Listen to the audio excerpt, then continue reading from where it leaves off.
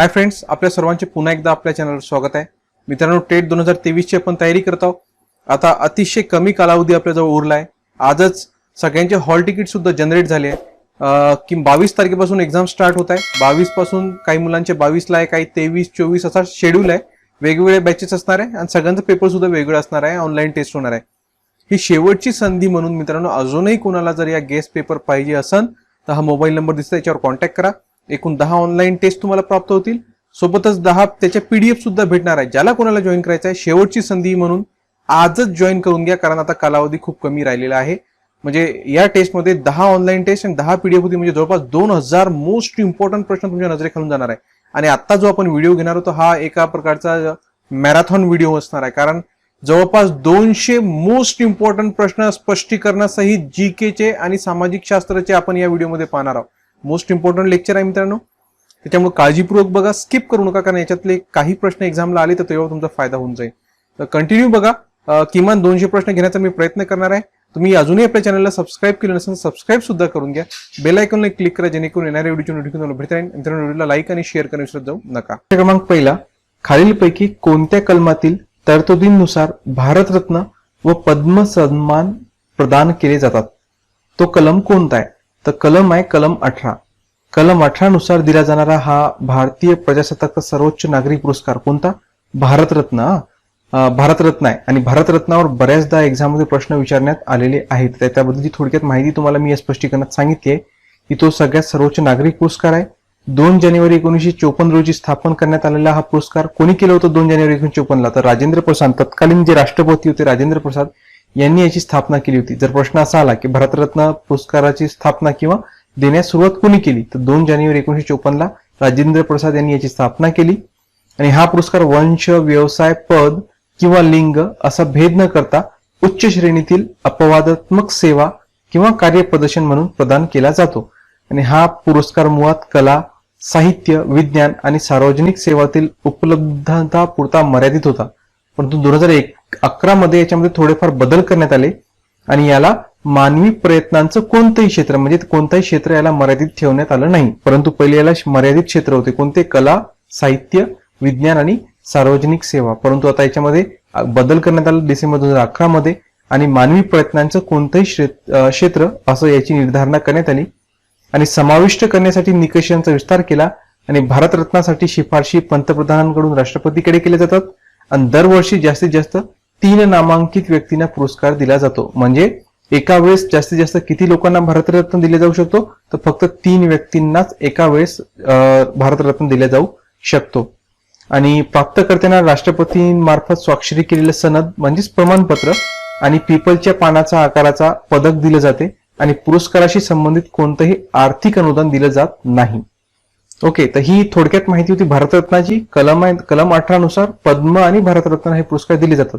इथे तुमच्यासाठी मी एक प्रश्न तयार करतो की 2019 मध्ये हे पद्म पुरस्कार म्हणजे भारतरत्न देण्यात आलं होतं. 2019 मध्ये कोणाकोणाला भारतरत्न देण्यात आलं? हा उत्तर मला तुम्ही कमेंट बॉक्समध्ये सांगा की 2019 मध्ये भारतरत्नाचे लाभार्थी कोण होते. ओके, आपण नेक्स्ट क्वेश्चनवर जाऊया. प्रश्न क्रमांक 2, जिल्हाधिकारी हा जिल्हा परिषदेचा अध्यक्ष असावा अशी शिफारस कोणत्या समितीने केली होती? तर पंचायत राज हा आपल्या परीक्षेसाठी महत्वाचा घटक आहे. तर त्याच्यातला हा क्वेश्चन आहे की जिल्हाधिकारी जिल्हा परिषदेचा अध्यक्ष असावा अशी शिफारस कोण केली होती? तर ते होते बलवंतराव मेहता. तर बलवंतराव मेहता समिती मूळतः भारत सरकारनं 16 जानेवारी 1957 रोजी कम्युनिटी डेव्हलपमेंट प्रोग्राम 2 ऑक्टोबर 1952 चा होता तो. आणि राष्ट्रीय विस्तार सेवा 2 ऑक्टोबर 1953 या कामकाजाची तपासणी करण्यासाठी आणि त्याच्या चांगल्यासाठी उपाययोजना सुचवण्यासाठी नियुक्त केलेली होती. आणि कार्यरत समितीचे अध्यक्ष होते बळवंतराय जी मेहता. आणि समितीने 24 नोव्हेंबर 1957 रोजी यांचा अहवाल सादर केला होता आणि लोकशाही विकेंद्रीकरण योजना स्थापन करण्याची शिफारस केली होती, जी शेवटी पंचायत राज म्हणून ओळखली गेली. आणि त्याच्यामधलीच एक शिफारस अशी होती की जिल्हाधिकारी म्हणजेच कलेक्टर हा जिल्हा परिषदेचा अध्यक्ष असावा, परंतु ती मान्य करण्यात आली नाही.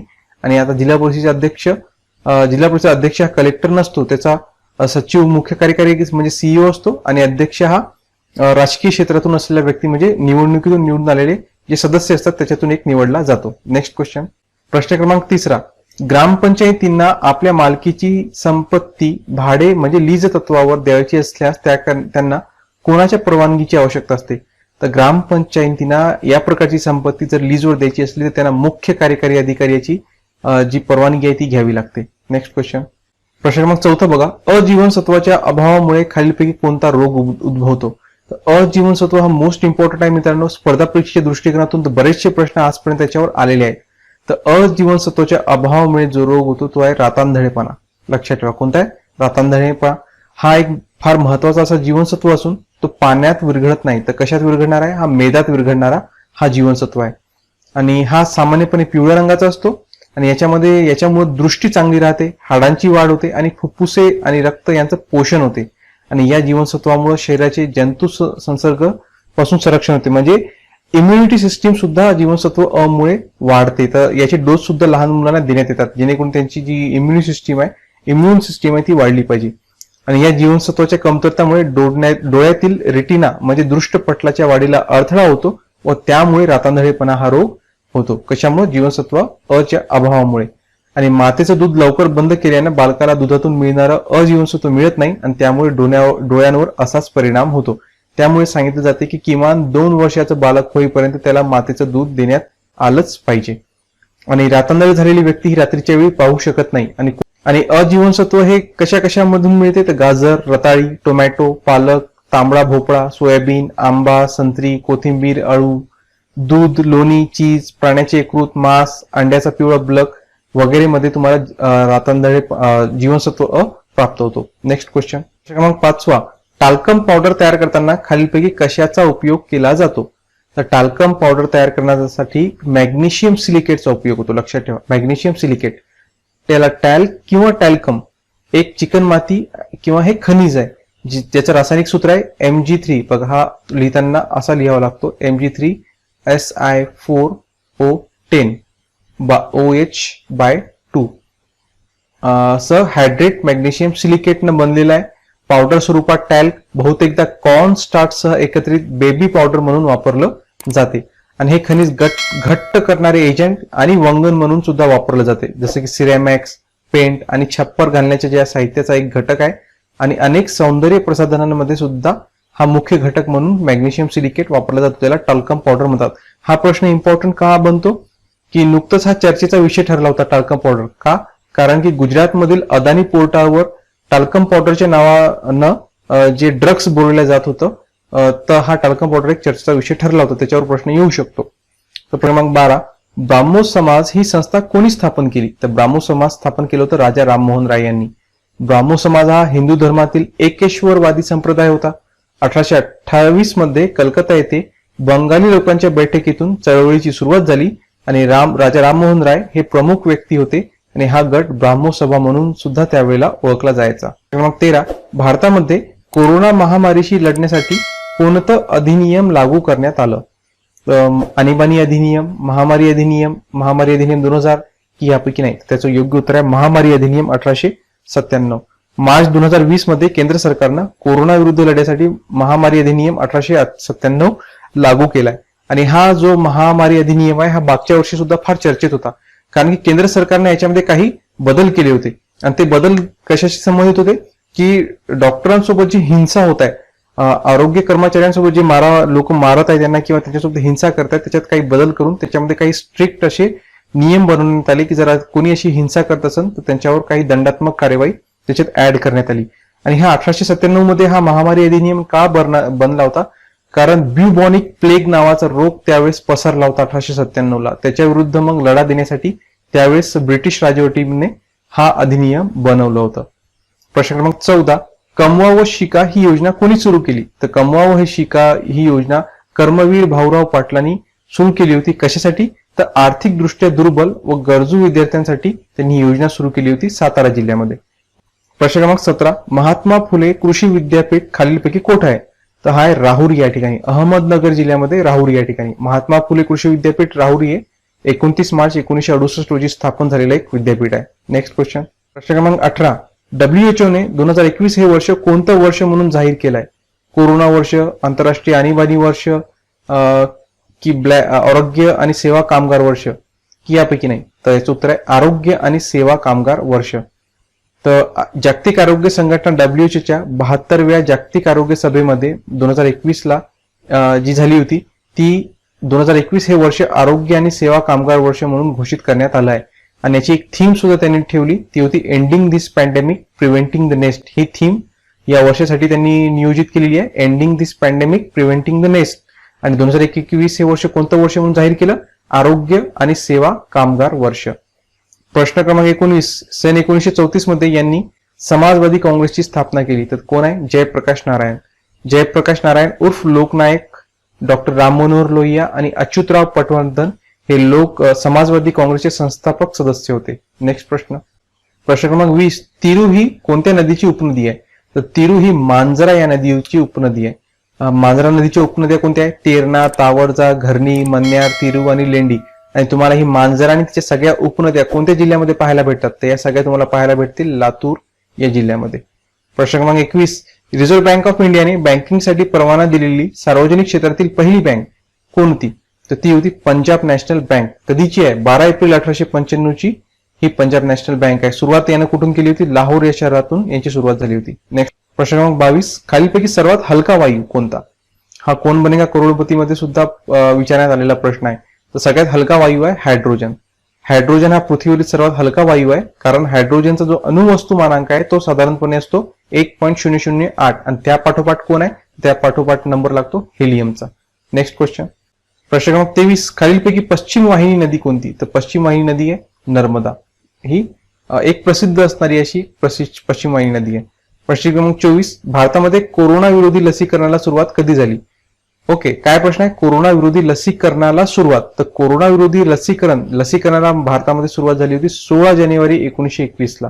लक्षात ठेवा, 16 जानेवारी 2021 ला. आणि 21 जून पासून देशात 18 वर्षावरील नागरिकांचं मोफत लसीकरण सुरू झालं होतं. ओके, या दोन मध्ये बरंच कन्फ्युज होते. लसीकरण सुरू कधी झालं? 16 जानेवारी. आणि मोफत लसीकरण हा 21 जूनचा होता. आणि याची घोषणा 7 जूनला पंतप्रधान नरेंद्र मोदी यांनी केली होती. आणि 16 जानेवारी 2021 ला आपल्या देशामध्ये कोरोना विरुद्ध लसीकरण सुरू झालं होतं. ओके, याच्यात कन्फ्युज होऊ नका. नेक्स्ट क्वेश्चन प्रश्न क्रमांक 25, म्युकरमायकोसिस हा आजार कशापासून होतो? तर हा बुरशीपासून होणारा आजार आहे. कोरोनापासून बरे झालेल्या लोकांमध्ये ब्लॅक फंगस हा आजार आढळून येतो आणि यालाच म्युकरमायकोसिस या नावाने ओळखतात. आणि वातावरणात नैसर्गिकरित्या उपस्थित असलेल्या म्युकरमिसेट्स म्हणून ओळखल्या जाणाऱ्या बुरशीच्या गटामुळे हा आजार या आजाराचं संक्रमण होते. याला ब्लॅक फंगस म्हणून सुद्धा ओळखतात. याच्यामध्ये मग काही ब्लॅक, मग येलो फंगस आलं, मग ग्रीन फंगस म्हणजे व्हाईट फंगस, बरेचसे असे कलरचे फंगस सुद्धा त्याला कारणीभूत ठरले होते. पण ब्लॅक फंगस बराच प्रचलित ठरला होता. क्रमांक पहिला, कोरोनाची रोकथाम करण्यासाठी महाराष्ट्र सरकारने सुरू केलेली खालीलपैकी कोणती मोहीम आहे? हा प्रश्न आरोग्य भरतीमध्ये सुद्धा आलेला आहे मित्रांनो. तर ती कोणती आहे? तर महाराष्ट्रानं सुरू केलेली आहे माझे कुटुंब माझी जबाबदारी. काय उत्तर आहे? माझे कुटुंब माझी जबाबदारी. तर महाराष्ट्र राज्याचे मुख्यमंत्री माननीय उद्धवजी ठाकरे यांच्या संकल्पनेतील माझे कुटुंब माझी जबाबदारी ही राज्यव्यापी मोहीम ऑक्टोबर महिन्यामध्ये याचा दुसरा टप्पा पार पडलाय. आणि जो पहिला टप्पा होता तो 15 सप्टेंबर ते 10 ऑक्टोबर असा याचा पहिला टप्पा होता, ज्याच्यामध्ये प्रत्येक घराघरातील लोकांचं सर्वेक्षण करण्यात आलं आणि प्रत्येक लोकांना जागरूकता याच्यातून करण्यात आली आणि इतरही आजारांचं सर्वेक्षण याच्यामध्ये करण्यात आलं होतं. आणि याचा दुसरा टप्पा पार पडला होता 14 ते 23 ऑक्टोबर दरम्यान. पहिला टप्पा 15 सप्टेंबर ते 10 ऑक्टोबर आणि दुसरा टप्पा 14 ते 23 ऑक्टोबर असं या दोन टप्प्यामध्ये ही मोहीम राबवण्यात आली. लक्षात असू द्या, याच्यात कोणताही प्रश्न आला तर त्यातून मला उत्तर देता आलं पाहिजे. प्रश्न क्रमांक 3, किती राज्यांमध्ये विधान परिषद अस्तित्वात आहे? हा प्रश्न दोन्ही गोष्टीतून दोन प्रकारे महत्वाचा आहे. एक तर विधान परिषदेवर प्रश्न येतातच आहे ना, दुसरा आहे की नुकतीच चालू घडामोडी अंतर्गत सुद्धा हा प्रश्न विचारला जाऊ शकते. ओके, का बरं मी असं म्हणते त्याचं उत्तर तुम्हाला स्पष्टीकरणात कळून जाईल की याचं योग्य उत्तर आहे ऑप्शन नंबर 2, 6. पहिले 7 होतं.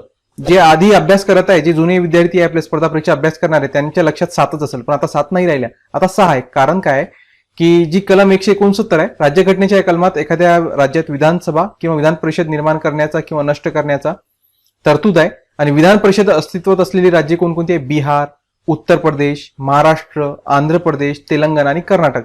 याच्यात एक होतं जम्मू काश्मीर. परंतु जेव्हा 370 कलम हटवण्यात आलं ना त्यावेळेसच म्हणजे 2019 मध्ये जम्मू काश्मीर विधान परिषद बरखास्त करण्यात आली. ओके, तर ही कोणत्या कलमान्वये, आता प्रश्न तुम्हाला असा फिरून विचारला की जम्मू काश्मीरमध्ये विधान परिषद कोणत्या कलमान्वये बरखास्त करण्यात आली? तर बघा, कलम 169 तुम्हाला मी स्पष्टीकरण सांगितलं की राज्यघटनेच्या कलम 169 अन्वये एखाद्या राज्यात विधान परिषद निर्माण किंवा नष्ट करण्याची तरतूद आहे. म्हणजे निर्माणही करता येते 169 आणि नष्टही करता येते. ओके, तर कसाही प्रश्न विचारला तर इथं कन्फ्युज होऊ नका. काय करतील, बरेच मुलं 370 कलम उत्तर लिहून टाकतील.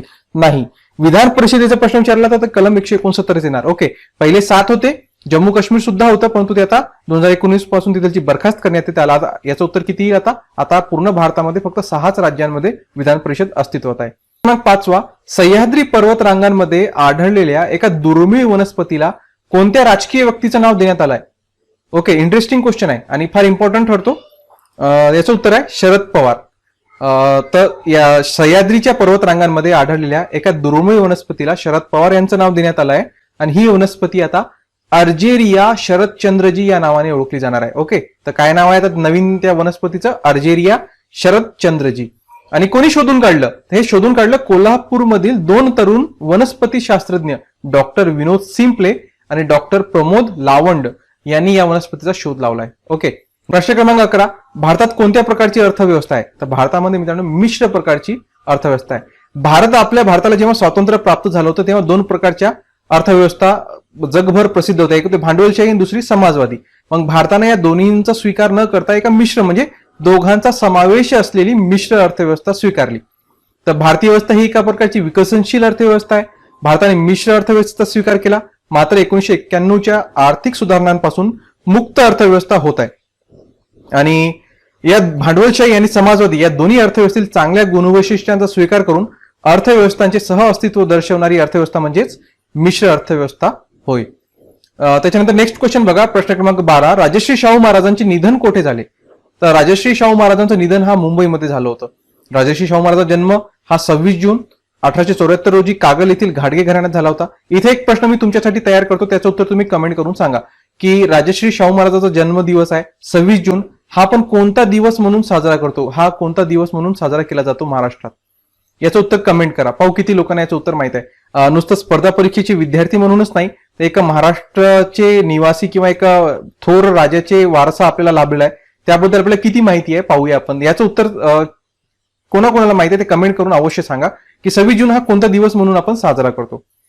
तर यांचं मूळ नाव काय होतं? त्यांचं मूळ नाव होतं यशवंत. त्यांच्या वडिलांचं नाव जयसिंगराव आप्पासाहेब, तर आईचं नाव होतं राधाबाई. आणि राज्याभिषेक झाल्यानंतर इसवी सन 1922 सालापर्यंत म्हणजे 28 वर्षे ते कोल्हापूर संस्थानाचे राजे होते आणि मुंबई येथे 6 मे 1922 रोजी त्यांचं निधन झालं. तर कधी निधन झालं? 6 मे 1922 ला. आणि कुठं? तर मुंबई या ठिकाणी. क्रमांक 13, अरवली या प्राचीन पर्वतातील सर्वोच्च शिखर कोणतं?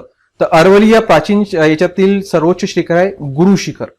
गुरु शिखर हे राजस्थानच्या आर्बुता पर्वतातील शिखर आहे आणि अरवली पर्वत रांगेतील सर्वोच्च शिखर त्याला मानलं जाते. त्याची उंची आहे 1722 मीटर आणि फूटमध्ये म्हटलं तर 5650 फूट. नेक्स्ट क्वेश्चन, प्रश्न क्रमांक 14, भारत छोडो अभियानाचे प्रणेते कोण आहेत? खालीलपैकी कोण आहेत? तर भारत छोडोचे प्रणेते आहेत महात्मा गांधी. चले जाव चळवळ 1942, भारत छोडो आंदोलन किंवा ऑगस्ट क्रांती इसवी सन 1942 मध्ये संपूर्ण स्वराज्यासाठी सुरू झालेले नागरी असहकार आंदोलन, हे सगळे 1942 ची आंदोलन आहे. आणि गांधीजीच्या करा किंवा मरा या संदेशाने आंदोलनाची सुरुवात झाली आणि मुंबई येथे 8 ऑगस्ट 1942 रोजी महात्मा गांधींनी भारत छोडोचा नारा देऊन ब्रिटिशांविरोधी स्वतंत्र प्राप्तीसाठी आंदोलन उभारलं होतं. तर कोणी हे नारा दिला होता भारत छोडो? तर हे भारत छोडोचा नारा देणारे होते महात्मा गांधी. त्याच्यानंतर प्रश्न क्रमांक 15, मानवी रक्ताचे खालीलपैकी एकूण किती प्रमुख रक्त गट आहेत? तर एकूण प्रमुख असणारे रक्तगट कोणते? ए, त्याच्यानंतर बी, त्याच्यानंतर ए बी आणि ओ, असे किती आहेत? 4 आहेत. ऑप्शन येईल उत्तर 4. हे 4 प्रमुख गट आहेत.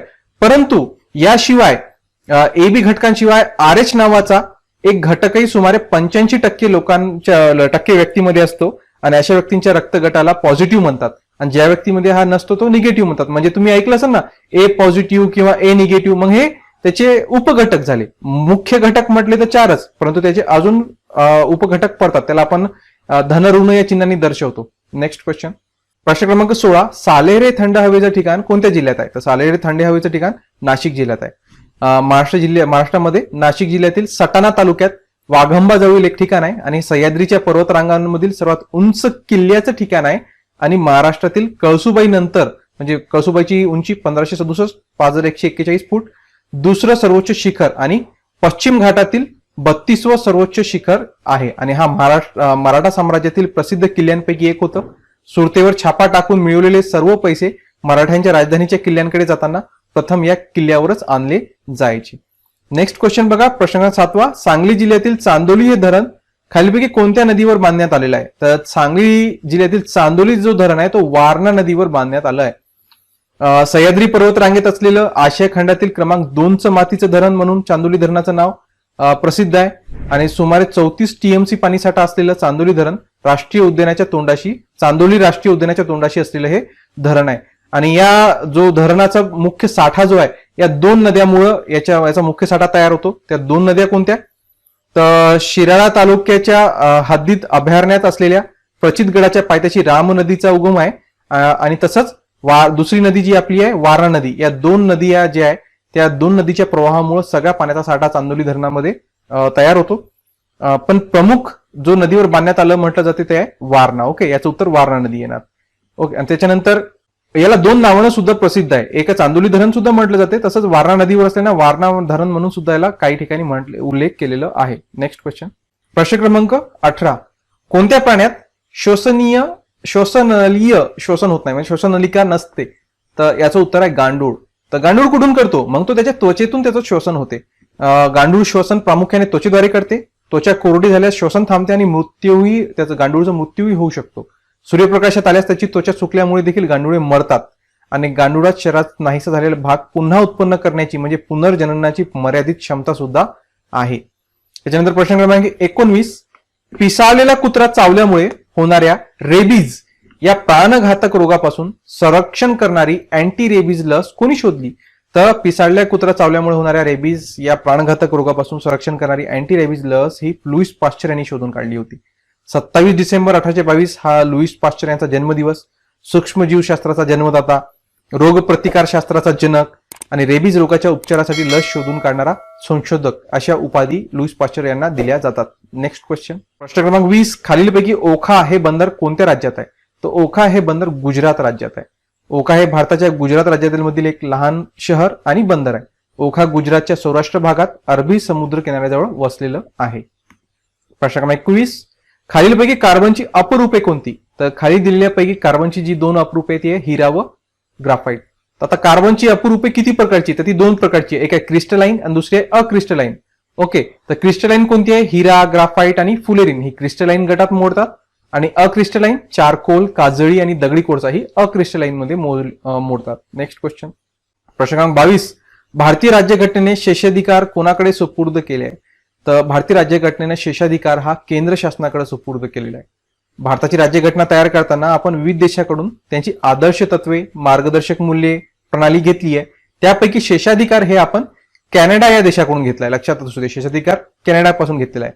थोडक्यात राष्ट्रपतींना जसे विशेषाधिकार असतात तसे काही शेषाधिकार सुद्धा असतात. आणि शेषाधिकार म्हणजे ज्या विषयांचा उल्लेख स्पष्टपणे कोणत्याही सूचित केलेला नाही त्या विषयांना शेषाधिकार म्हटलं जाते. आणि हे कोणाकडे सुपूर्द आहे? हा केंद्र शासनाकडे सुपूर्द करण्यात आलेला आहे. नेक्स्ट क्वेश्चन, प्रश्न क्रमांक 23. बॉक्साईड हे कशाचं धातुक आहे? तर बॉक्साईड हे अॅल्युमिनियमचं धातुक आहे.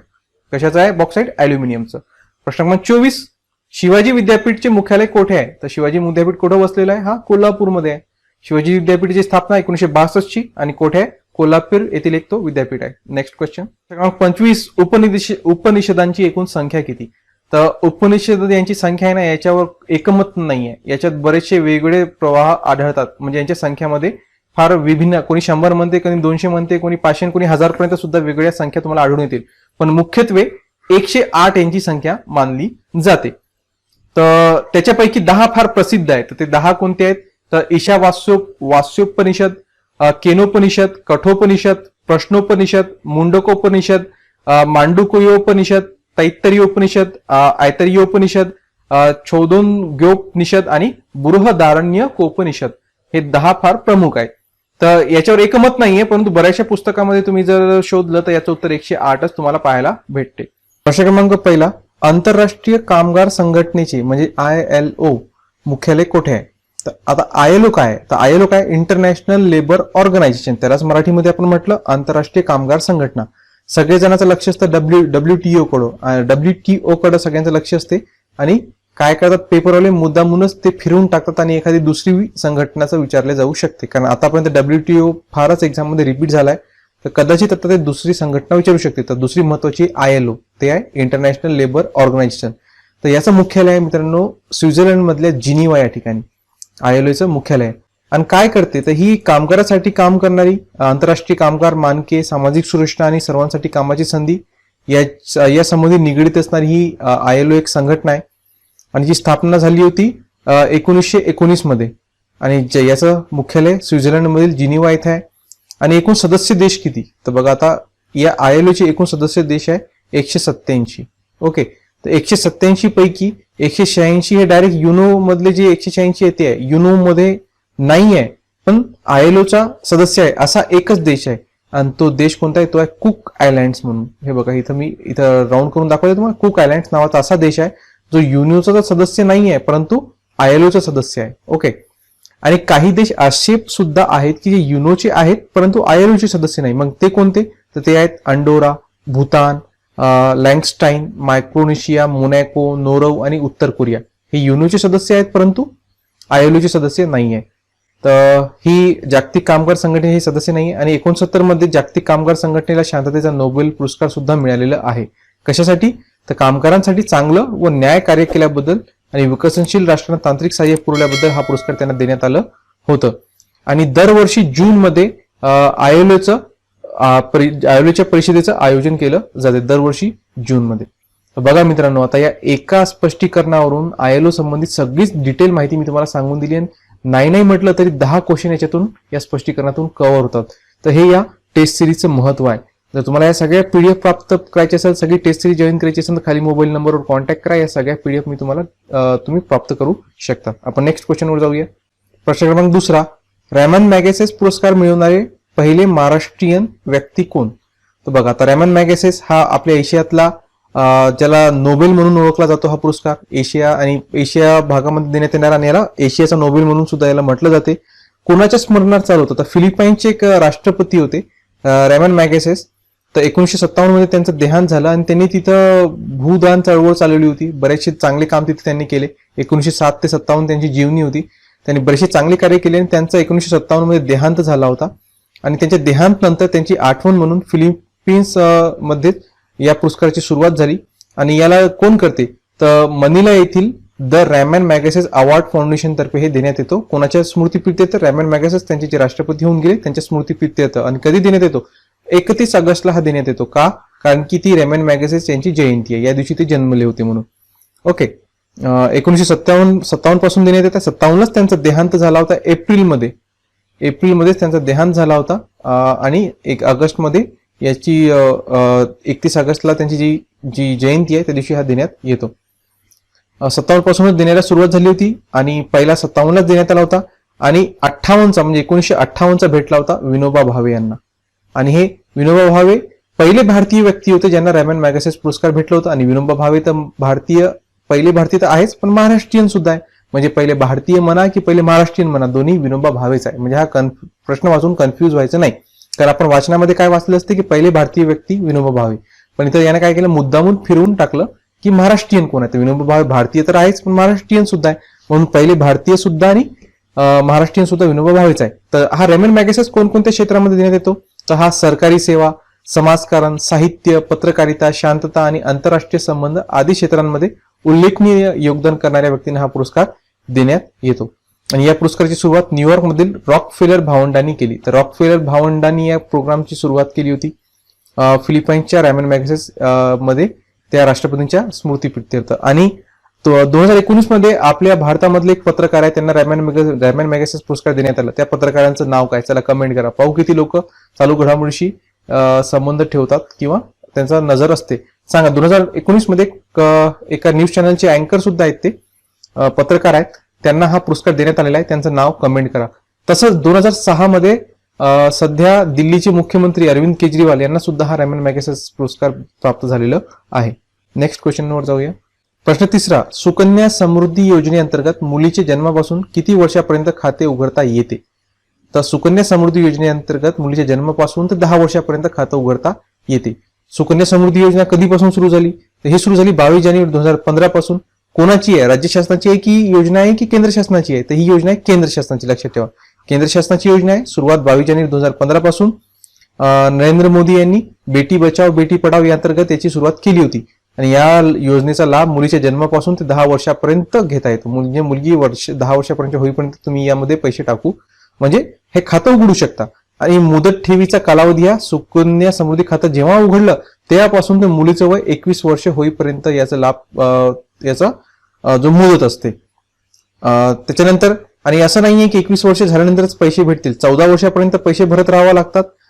परंतु तुम्ही 21 वर्ष होण्याच्या आधी समजा मुलीला शिक्षणासाठी काही रक्कम लागत असेल तर 50% तुम्ही त्याच्यातले काढू सुद्धा शकता. प्रश्न क्रमांक 4, ऑस्टिओलॉजी हे कोणत्या अभ्यासाचे किंवा हे कशाच्या अभ्यासाचे शास्त्र आहे? तर ऑस्टिओलॉजी हे हाडांसंबंधीचं अभ्यासाचं शास्त्र आहे. तर ऑस्टिओलॉजी हा एक ग्रीक शब्द आहे. कसा तयार झाला? ऑस्टिओ म्हणजे हाड आणि लोगो अभ्यास म्हणजे 2 शब्द ऑस्टिओ आणि योगो असा हा शब्द तयार झाला. हाडांचा अभ्यास आणि हाडांचा वैज्ञानिक अभ्यास आहे जो अस्थिशास्त्रज्ञांद्वारे तो अभ्यास केला जातो. तर ऑस्टिओलॉजी हाडांशी संबंधित आहे. प्रश्न क्रमांक 5 बघा, आदिवासी दिन म्हणून कोणता दिवस साजरा होतो? तर आदिवासी दिवस म्हणून 9 ऑगस्ट हा दिवस साजरा केला जातो. लक्षात ठेवा. तर कोणाद्वारे हा डिक्लेअर करण्यात आला? तर हा युनायटेड नेशन्स ऑर्गनायझेशनद्वारे संयुक्त राष्ट्रसंघ 9 ऑगस्ट 1994 या दिवशी international day of indigenous people अर्थात विश्व आदिवासी दिवस घोषित केला होता. आणि त्यावेळेपासून दरवर्षी या दिवसाच्या निमित्ताने या जमातीच्या मूलभूत सुविधा पुरवण्याकडे लक्ष वेधणे व त्यांना मिळवून देणे याला सुरुवात झाली. म्हणजे जागरूकता निर्माण झाली पाहिजे की जे मूळ निवासी आहे त्यांना सुविधा प्राप्त झाल्या पाहिजे, ते प्रवाहासोबत आले पाहिजे, ते मागे नाही राहिले पाहिजे. नेक्स्ट क्वेश्चन, प्रश्न क्रमांक 6 बघा, पुढीलपैकी योग्य पर्याय निवडा. पहिलं, भारतीय राज्यघटनेतील भाग 4 हा मार्गदर्शक तत्वे विषयी आहे व या संबंधी 36 ते 31 ही कलमे आहेत. करेक्ट आहे, कारण भारतीय राज्यघटनेतील भाग 4 हा मार्गदर्शक तत्वाशी संबंधित आहे आणि मार्गदर्शक तत्वे कोणत्या कलमापासून कोणत्या कलमापर्यंत आहे? तर 36 पासून 51 पर्यंत. भारतात दुहेरी नागरिकत्व आहे? नाही, चुकलं. भारतात एकेरी नागरिकत्व आहे, दुहेरी नाही आहे. कोणता आहे मग? भारतात एकेरी नागरिकत्व आहे भारतामध्ये. भारतीय राज्यघटनेत एकूण 395 कलमे, 22 भाग व 7 परिशिष्टे आहेत. बघा, हा शब्द महत्वाचा आहे बरं. होती म्हटलं असतं हा सेंटेन्स करेक्ट राहिला होता असता, पण आहेत म्हटलं नाही, मग आहेत म्हटलं हा चुकला. कारण आता 395 नाहीये, 22 भागही नाहीये, वाढले आहेत. तर किती वाढले आहेत? तर आता 448 कलमे, त्याच्यानंतर भागही 25 झाले आहेत, म्हणजे हा सुद्धा चुकलाय. भारतीय संसदेने शासन पद्धती स्वीकृत केली आहे, संसदीय शासन पद्धती स्वीकृत केली, हा करेक्ट आहे. पहिला आणि तिसरा योग्य आहे, म्हणजे ऑप्शन नंबर पहिला आणि चौथं योग्य आहे ना. तर ऑप्शन नंबर 2 याचं उत्तर असणार. तर आपलं संविधान 24 नोव्हेंबर 1949 रोजी राज्यघटनेचा स्वीकार केला गेला व 26 जानेवारी 1950 पासून अंमलात आला. त्याच्यानंतर डॉक्टर बाबासाहेब आंबेडकर आपल्या भारतीय संविधानाचे शिल्पकार आहे आणि भारतीय राज्यघटना ही उद्देशिका म्हणजे सरनामा, मुख्य भाग, 12 पुरवण्या अशा स्वरूपात विभागली आहे आणि मुख्य संविधानाचे 25 भाग असून अनेक प्रकरणामध्ये विभागणी केलेली आहे. सुरुवातीला 395 कलमापैकीची काही आता कालबाह्य झाली आहे आणि सध्या म्हणजे जानेवारी 2020 पर्यंतची जी स्थिती होती तेव्हा तोपर्यंत राज्यघटनेत 448 कलमे होती. 395 ही सुरुवातीला होती, परंतु आता 448 झाली आहे. ओके, आणि भारतामध्ये एकेरी नागरिकत्व आहे, हे गोष्ट लक्षात ठेवा. नेक्स्ट क्वेश्चन, प्रश्न क्रमांक 7 जोड्या जुळवा. पेनिसिलिन आणि इकडं संशोधक, शोध आणि संशोधकाच्या जोड्या आहे. पेनिसिलिनचा शोध कोणी लावला? तर पेनिसिलिनचा शोध लावला होता अलेक्झांडर फ्लेमिंग यांनी. अलेक्झांडर फ्लेमिंग म्हणजे याचं येणार हे ड सोबत. करेक्ट. तर 1928 मध्ये एक स्कॉटिश डॉक्टर आणि मायक्रोबायोलॉजिस्ट होऊन गेले. अलेक्झांडर फ्लेमिंग यांनी पेनिसिलिनचा शोध लावला होता. डायनामाइटचा शोध अल्फ्रेड नोबेल यांनीच लावलेला आहे. हे स्वीडिश व्यक्ती होते, स्वीडनचे राहणारे, एक रसायनशास्त्रज्ञ होते आणि अभियंता होते आणि जर्मनीतील गिचा स्टेट येथे त्यांनी याचा शोध लावला होता आणि 1867 मध्ये त्याचं पेटंट त्यांनी केलं होतं आणि याच्या हा संशोधन त्यांनी केल्यामुळं त्यांना आयुष्यभर पश्चाताप सुद्धा राहिला होता. म्हणजे त्यांनी एक विध्वंसक गोष्ट तयार केली, याच्यामुळं त्यांनी शेवटच्या आपल्या जीवनीमध्ये उल्लेख केला आहे की त्यांनी एक म्हणजे जगाचा नाश करणारं संशोधन त्यांनी केलंय म्हणून त्यांनी उल्लेख सुद्धा केला होता. त्यांनी सायकलचा शोध कोणी लावला होता? हा मॅकमिलननं लावला होता.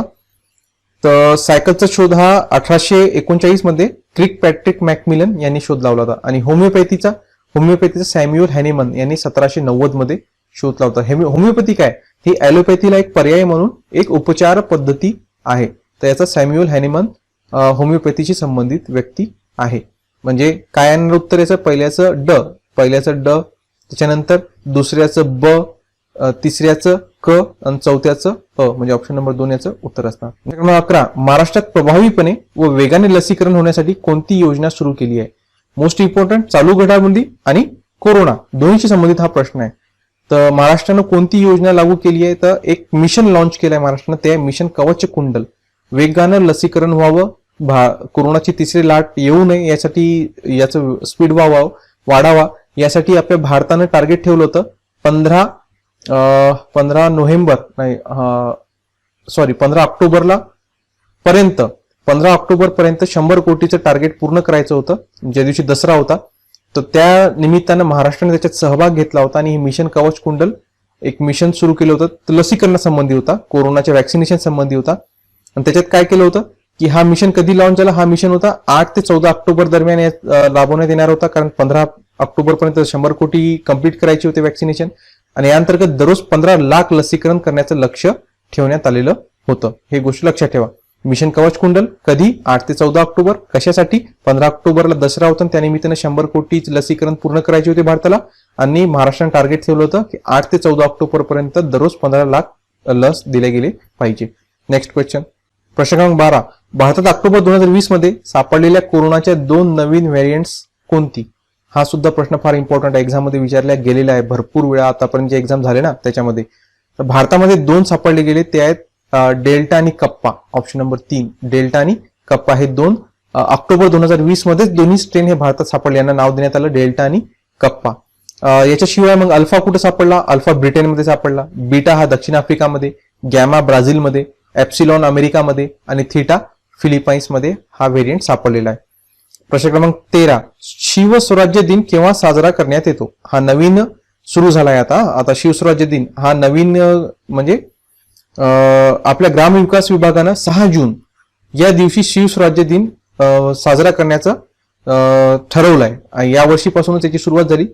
तर काय असतो 6 जूनला जो राज्याभिषेक असतो, शिवाजी महाराजांचा राज्याभिषेक झाला होता, तर तोच दिवस आता ग्रामविकास विभागातर्फे शिवस्वराज्य दिन म्हणून साजरा करण्याचा निर्णय घेण्यात आलेला आहे. 6 जून लक्षात ठेवा, शिवस्वराज्य दिन. नेक्स्ट क्वेश्चन, प्रश्न क्रमांक 14. वर्ल्ड बुक ऑफ रेकॉर्ड मध्ये समावेश झालेले देशातील पहिले आमदार कोणते? Most important. आणि देशातील पहिले आमदार विचारलं, आणि देशातील पहिले आमदार ते आपल्या महाराष्ट्रातले आहे, आणि महाराष्ट्रातील कोण आहे? निलेश लंके. कशासंबंधी त्यांचा वर्ल्ड बुक ऑफ रेकॉर्ड मध्ये समावेश झाला? तर कोरोना बाधितांच्या सेवेत झोकून दिलेल्या आमदार निलेश लंके यांचा world book of record London येथे समावेश झालाय, आणि यामध्ये समावेश झालेले निलेश लंके देशातील पहिले आमदार ठरले आहे. अतिशय महत्वाची घडामोड आणि महाराष्ट्रासाठी एक गौरवास्पद असं कार्य त्यांनी केलं, आणि त्यांचा उल्लेख हा जगभर आता त्याचा म्हणजे त्याच्याकडं जगभराच्या नजरा सुद्धा होत्या. आणि कोरोना संसर्गाच्या काळात उल्लेखनीय काम केलेल्या मुंबईच्या महापौर किशोरी पेडणेकर, अभिनेता सोनू सूद यांचा सुद्धा world book of record London मध्ये यापूर्वी समावेश झालेला आहे. त्याच्यानंतर प्रश्न क्रमांक 15. पाण्याचा प्रवाह रिकामी जागामध्ये मोजतात. तर पाण्याचा प्रवाह हा क्युसेक मध्ये मोजतात, लक्ष ठेवा. पाण्याचा प्रवाह याच्यात थोडंसं कन्फ्युजन आहे. जर वाहतं पाणी असेल वाहतं तर हा क्युसेक मध्ये मोजलं जाते, आणि जर स्थिर पाणी असेल तर तो टीएमसी मध्ये मोजलं जाते. पण इथं शब्द काय वापरला? प्रवाह नेहमी वाहत असतो, म्हणून कशामध्ये मोजलं जाते? वाहतं पाणी हा क्युसेक मध्ये मोजला जातो किंवा क्यूमेक मध्ये मोजला जातो. ओके. आणि क्युसेक म्हणजे 1 क्युबिक फीट प्रति सेकंद. एका सेकंदात 1 घनफूट पाण्याचा प्रवाह म्हणजे 1 क्युसेक होय. याचा अर्थ एका सेकंदात 28.31 लिटर पाणी बाहेर पडते. आणि 1 क्युमेक म्हणजे 1 क्युबिक मीटर प्रति सेकंद. एका सेकंदात 1 घनमीटर पाण्याचा प्रवाह म्हणजे 1 क्युमेक. याचा अर्थ एका सेकंदात 1000 लिटर पाणी बाहेर पडते. क्युमेक आणि क्युसेक हे पाण्याच्या प्रवाहाचे आहे, वाहत्या पाण्याचे. आणि स्थिर पाणी विचारलं तर टीएमसी येतो. एक गोष्ट लक्षात ठेवा. नेक्स्ट क्वेश्चन, प्रश्न क्रमांक 16. मँग्रोव्ह अरण्यावर ग्लोबल वॉर्मिंगचा काय परिणाम होतो? तर मँग्रोव्ह अरण्य म्हणजेच दाट खारफुटीची जंगले त्यांना म्हटलं जाते आपल्या साध्या भाषेमध्ये. तर हे काय काम करतात? हे पाण्यात असणारे आणि जे समुद्रावर समुद्राच्या लाटा येऊन भिडतात, तर त्यांचं ते जी विनाशकारी शक्ती आहे ते कमी करण्याचं काम करतात. आणि जसं ग्लोबल वॉर्मिंग वाढेल तर पाण्याची पातळी वाढेल, आणि पाण्याची पातळी वाढेल तर मँग्रोव्ह वन काय होणार? पाण्याखाली जाणार. सहज सोपं असा प्रश्न आहे. ऑप्शन नंबर 3 याचं उत्तर होणार. प्रश्न क्रमांक 17. कोणत्या प्रजातीची संख्या जगात सर्वात अधिक आहे? तर कीटकांची संख्या ही सर्वाधिक आहे, लक्षात ठेवा. Option number 2. नेक्स्ट क्वेश्चन, प्रश्न क्रमांक 18. चार्ल्स डार्विनच्या निसर्ग निवड सिद्धांतामध्ये खालीलपैकी कोणते निसर्ग कोण? तर त्या सिद्धांतामध्ये निसर्ग म्हणून कोणाचा उल्लेख केला? त्यांना निसर्ग म्हणून पृथ्वीवरील सजीव व निर्जीव या दोन्ही गोष्टीचा त्याने उल्लेख केलेला आहे. नैसर्गिक निवड ही उत्क्रांतीचा म्हणजे इव्हॉल्युशनचा मुख्य प्रक्रिया आहे. चार्ल्स डार्विनने या प्रक्रियेला पायाभरणी केली. व त्याला प्रोत्साहन दिलं आणि चार्ल्स डार्विनच्या निसर्ग निवड सिद्धांतामध्ये निसर्ग, पृथ्वीवरील सजीव आणि निर्जीव दोन्ही वस्तूंचा उल्लेख आहे. प्रश्न क्रमांक 19, डिस्कव्हरी ऑफ इंडिया हे पुस्तक कोणी लिहिलं? तर हे पुस्तक लिहिलं जवाहरलाल नेहरू यांनी. तर 1942 चले जाओ चळवळ जोर धरत होती आणि तिचं नेतृत्व करणारे पंडित जवाहरलाल नेहरू यांच्यासह मौलाना आझाद, सरदार वल्लभभाई पटेल यांना बंदी म्हणून अहमदनगरच्या एका किल्ल्यामध्ये ठेवण्यात आलं होतं आणि तिथंच त्यांनी डिस्कव्हरी ऑफ इंडिया हा पुस्तक लिहिलं जवाहरलाल नेहरू यांनी. Next question. प्रश्न क्रमांक 20 बघा. सातवाहन काळातील महत्वाचे शैक्षणिक केंद्र पैठण, नाशिक, वाराणसी की नांदेड? तर आहे पैठण. पैठण हे पूर्वी प्रतिष्ठान नावानं ओळखलं जात असे, नंतर ते पिष्टपूर म्हणून ओळखलं जाऊ लागलं आणि ही सातवाहन घराण्याच्या पहिल्या शासकाची राजधानी होती, ज्यांचे वंश इसवी सन पूर्व 2रे शतक ते 2ऱ्या शतकापर्यंत टिकलं होतं आणि ती काळातली महत्वाचं एक शैक्षणिक केंद्र सुद्धा होतं. प्रश्न क्रमांक 21, अभिनव भारत संघटनेची स्थापना केव्हा झाली? तर अभिनव भारत संघटनेची स्थापना झाली होती 1904 मध्ये. कोण केली? विनायक दामोदर सावरकर आणि त्यांचे बंधू गणेश दामोदर सावरकर यांनी 1904 मध्ये याची स्थापना केली होती. प्रश्न क्रमांक 22, पुढीलपैकी कोणत्या साहित्यिकाला ज्ञानपीठ पुरस्कार मिळालेला नाही? पहिलं दिलं कुसुमाग्रज. कुसुमाग्रज म्हणजेच कोण? तर कुसुमाग्रज म्हणजेच आपले वि.वा. शिरवाडकर यांना 1987 मध्ये नटसम्राट या नाटकाला ज्ञानपीठ पुरस्कार देऊन गौरवण्यात आलं होतं. त्याच्यानंतर विंदा करंदीकरांच्या अष्टदर्शने या काव्यसंग्रहाला 2003 मध्ये ज्ञानपीठ पुरस्कार प्राप्त झालेला आहे. म्हणजे कुसुमाग्रजला प्राप्त झालं, विंदा करंदीकरांना सुद्धा प्राप्त झालं. त्याच्यानंतर भालचंद्र नेमाडे यांना 2014 मध्ये नुकतंच म्हणजे प्राप्त झालेलं आहे. तर कोणतं होतं त्यांचं? हिंदू जगण्याची समृद्ध अडगळ या पुस्तकाला ज्ञानपीठ पुरस्कारानं गौरवण्यात आलं होतं भालचंद्र नेमाडे यांच्या. म्हणजे राहिले कोण? पु ल देशपांडे यांना भेटलेलं नाहीये. म्हणजे दोन पु ल देशपांडे याचं उत्तर असणार. Next question. प्रश्न क्रमांक 23, महाराष्ट्रातील सर्वाधिक लांबीची सीमा या राज्यात भिडलेली आहे? तर महाराष्ट्राची सगळ्याधिक लांबीची सीमा ही मध्य प्रदेश या राज्याला भिडली आहे. महाराष्ट्राला एकूण 6 राज्य आणि 1 केंद्रशासित प्रदेशाची सीमा लागून आहे. वायव्येस गुजरात आहे, त्याच्यानंतर उत्तरेस मध्य प्रदेश, ईशान्येस व पूर्वेस छत्तीसगड, आग्नेयेस तेलंगणा, दक्षिणेस कर्नाटक व गोवा राज्यांची सीमा आहे आणि महाराष्ट्राची सर्वाधिक सीमा ही मध्य प्रदेशाला लागून आहे. तसेच सर्वाधिक जिल्ह्यांची संख्या सुद्धा मध्य प्रदेश राज्यालाच आहे आणि सर्वात कमी जर विचारलं तर ते आहे गोवा. महाराष्ट्राची सगळ्यात कमी सीमा ही गोवाला लागून आहे.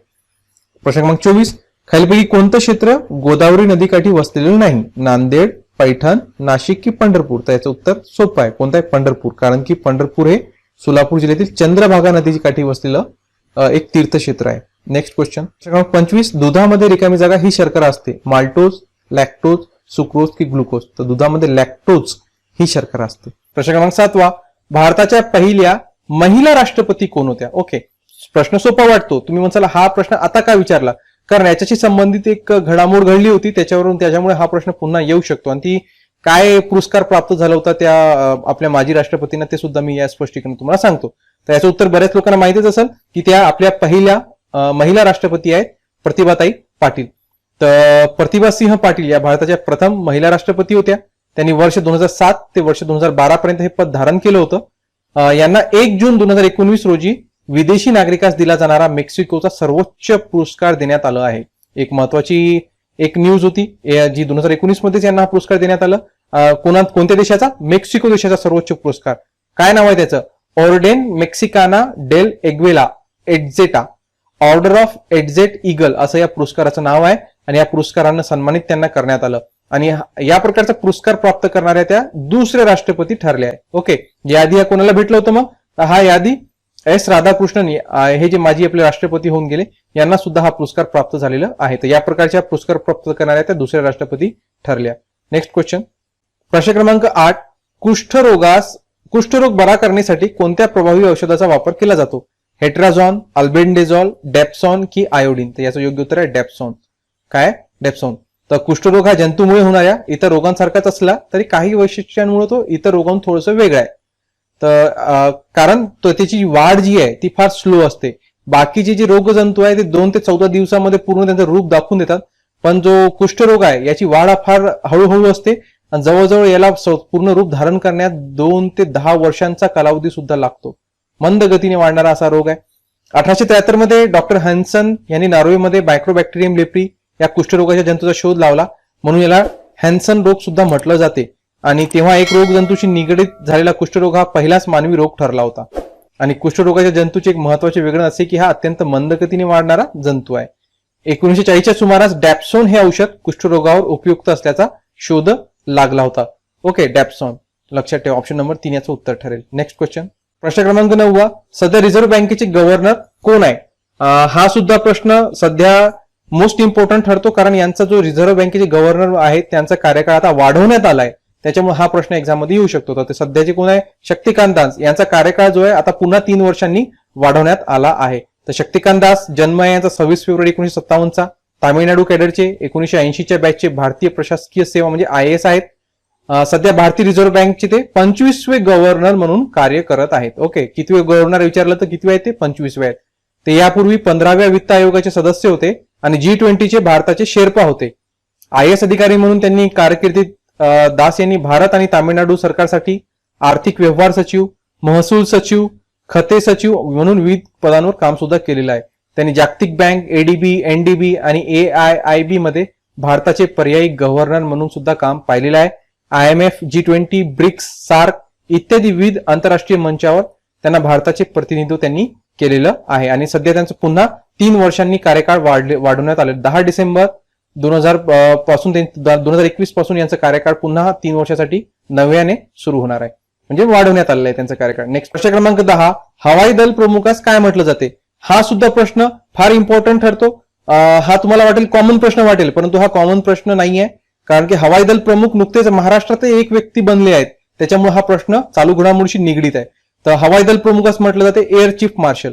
आणि का बरं हा चालू घडामोडीशी निगडीत आहे? तर बघा, मी खाली स्पष्टीकरणामध्ये तुम्हाला सांगितलं आहे की MiG-29 या लढाऊ विमानाचे पायलट एअर चीफ मार्शल विवेक राम चौधरी, नाम लक्षात ठेवा, विवेक राम चौधरी भारतीय हवाई दल प्रमुख ठरले आहे.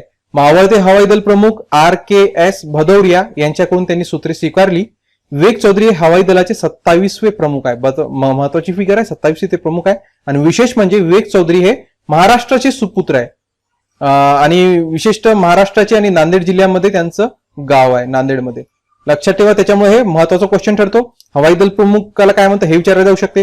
कोण बनले हे सुद्धा विचारले जाऊ शकते. ते कितवे एअर चीफ मार्शल आहे ते सुद्धा विचारले जाऊ शकते. आणि त्यांनी कोणाकडून सूत्रे स्वीकारली हा सुद्धा क्वेश्चन बनू शकतो. RKS भदौरियाकडून त्यांनी सूत्रे स्वीकारली. नवीन एअर चीफ मार्शल आहे विवेक राम चौधरी, ते 27वे हवाई दलाचे प्रमुख आहे. त्याच्यानंतर हे महाराष्ट्राचे एक सुपुत्र आहे, त्यांना परम विशिष्ट सेवा पदक, अतिविशिष्ट सेवा पदक आणि वायुसेना पदक मिळाले आहे. परंतु बघा मित्रांनो, जे प्रश्नपत्रिका तयार करतात ना, तर साहजिक आहे की ते त्या पदावर पोहोचले ते आपल्यापेक्षा हुशार असतीलच, त्यांना भरपूर अनुभव आहे. तर आपण काय करतो, या सगळ्या गोष्टी पाठ करतो. मग पेपर बनवणारे जे व्यक्ती आहे ते काय करतात, या पॉइंटवरच परंतु असा प्रश्न टाकून देतात की आपलं दिमागच काम करत नाही. तर त्याच्यामुळे या प्रश्नाचं स्पष्टीकरण पाहणं फार आवश्यक आहे. तर बघा, स्पष्टीकरणामध्ये मी शेवटची जी ओळ लिहिली आहे ना, कदाचित त्याच्यावर सुद्धा प्रश्न येऊ शकतो, कारण पेपर बनवणारा जो व्यक्ती आहे तो हेच पाहिल की याचं उत्तर विद्यार्थ्यांना देता नाही आलं पाहिजे, जेणेकरून जास्तीत जास्त विद्यार्थी त्यांना छाटता येतील. कारण की नोकरी किती याच्या जागा किती आहे? 650. मग 650 लोकांना घ्यायचं आहे ना. फॉर्म तर आले असतील, किमान 10 लाख तर फॉर्म आले असतील. मग 10 लाख विद्यार्थ्यांपैकी फक्त 650 सिलेक्शन करायचं आहे, तर त्यांचा टार्गेट हाच असतो की जास्तीत जास्त विद्यार्थी कटले पाहिजे. तर प्रश्न असा बनवला जातो की तो फार किचकट ठरेल, त्याच्यामुळे स्पष्टीकरण पाहणं फार आवश्यक आहे. बघा, शेवटची ओळ सुद्धा ही फार महत्वाची आहे की भारतीय वायुसेनेचे ध्येय वाक्य काय आहे. तर कदाचित बरेच लोक याच्याकडे निग्लेक्ट करतील, या गोष्टीकडे लक्षच देत नाही. फक्त इम्पॉर्टंट काय वाटते, विवेक राम चौधरी हे नवीन एअर चीफ मार्शल आहे, परंतु त्या पॉइंट रिलेटेड सगळ्याच गोष्टी आपण अभ्यासल्या पाहिजे. तर भारतीय वायुसेनेचं ध्येय वाक्य आहे नभः स्पृशम दीप्तम. हे भारतीय वायुसेनेचं ध्येय वाक्य आणि हे गीतेतल्या एका श्लोकातून घेतलेलं आहे. काय आहे? नभः स्पृशम दीप्तम. ओके, नेक्स्ट क्वेश्चन, प्रश्न क्रमांक 11. जोड्या जुळवा. एडवर्ड जेन्नर, केपलर, डार्विन आणि मेंडेल. इकडे संशोधकांची नावे आणि या बाजूला शोध. तर यांनी कोणत्या शोधांचं, या संशोधकांनी कोणते शोध लावले आहे ते आपल्याला ओळखायचं आहे. तर एडवर्ड जेन्नर यांनी देवीची लस शोधून काढली. ओके, तर एडवर्ड जेन्नर हे ब्रिटिश शास्त्रज्ञ होते. देवी या रोगावर त्यांनी संशोधन केलं आणि लसीचा शोध लावला. एडवर्ड जेन्नर यांनी लसीकरण पद्धतीचा जनक म्हटलं जाते, म्हणजे सगळ्यात पहिली लस त्यांनी शोधून काढली आणि तेव्हापासून लसीकरणाची पद्धत जगभर प्रसिद्ध झाली. आणि लसीकरणाचा इलाज पद्धत जेनर यांमुळे जग प्रसिद्ध झाली आहे. तेव्हापासून वेगवेगळ्या आजारानं पासून वाचवण्यासाठी लसीकरणाचा वापर केला जाऊ लागला. तर लसीकरणाचे जनक सुद्धा या एडवर्ड जेनरला म्हटलं जाते. त्याच्यानंतर केपलर. तर केपलर यांनी ग्रहांच्या गतिविषयक नियमाचा शोध लावला होता.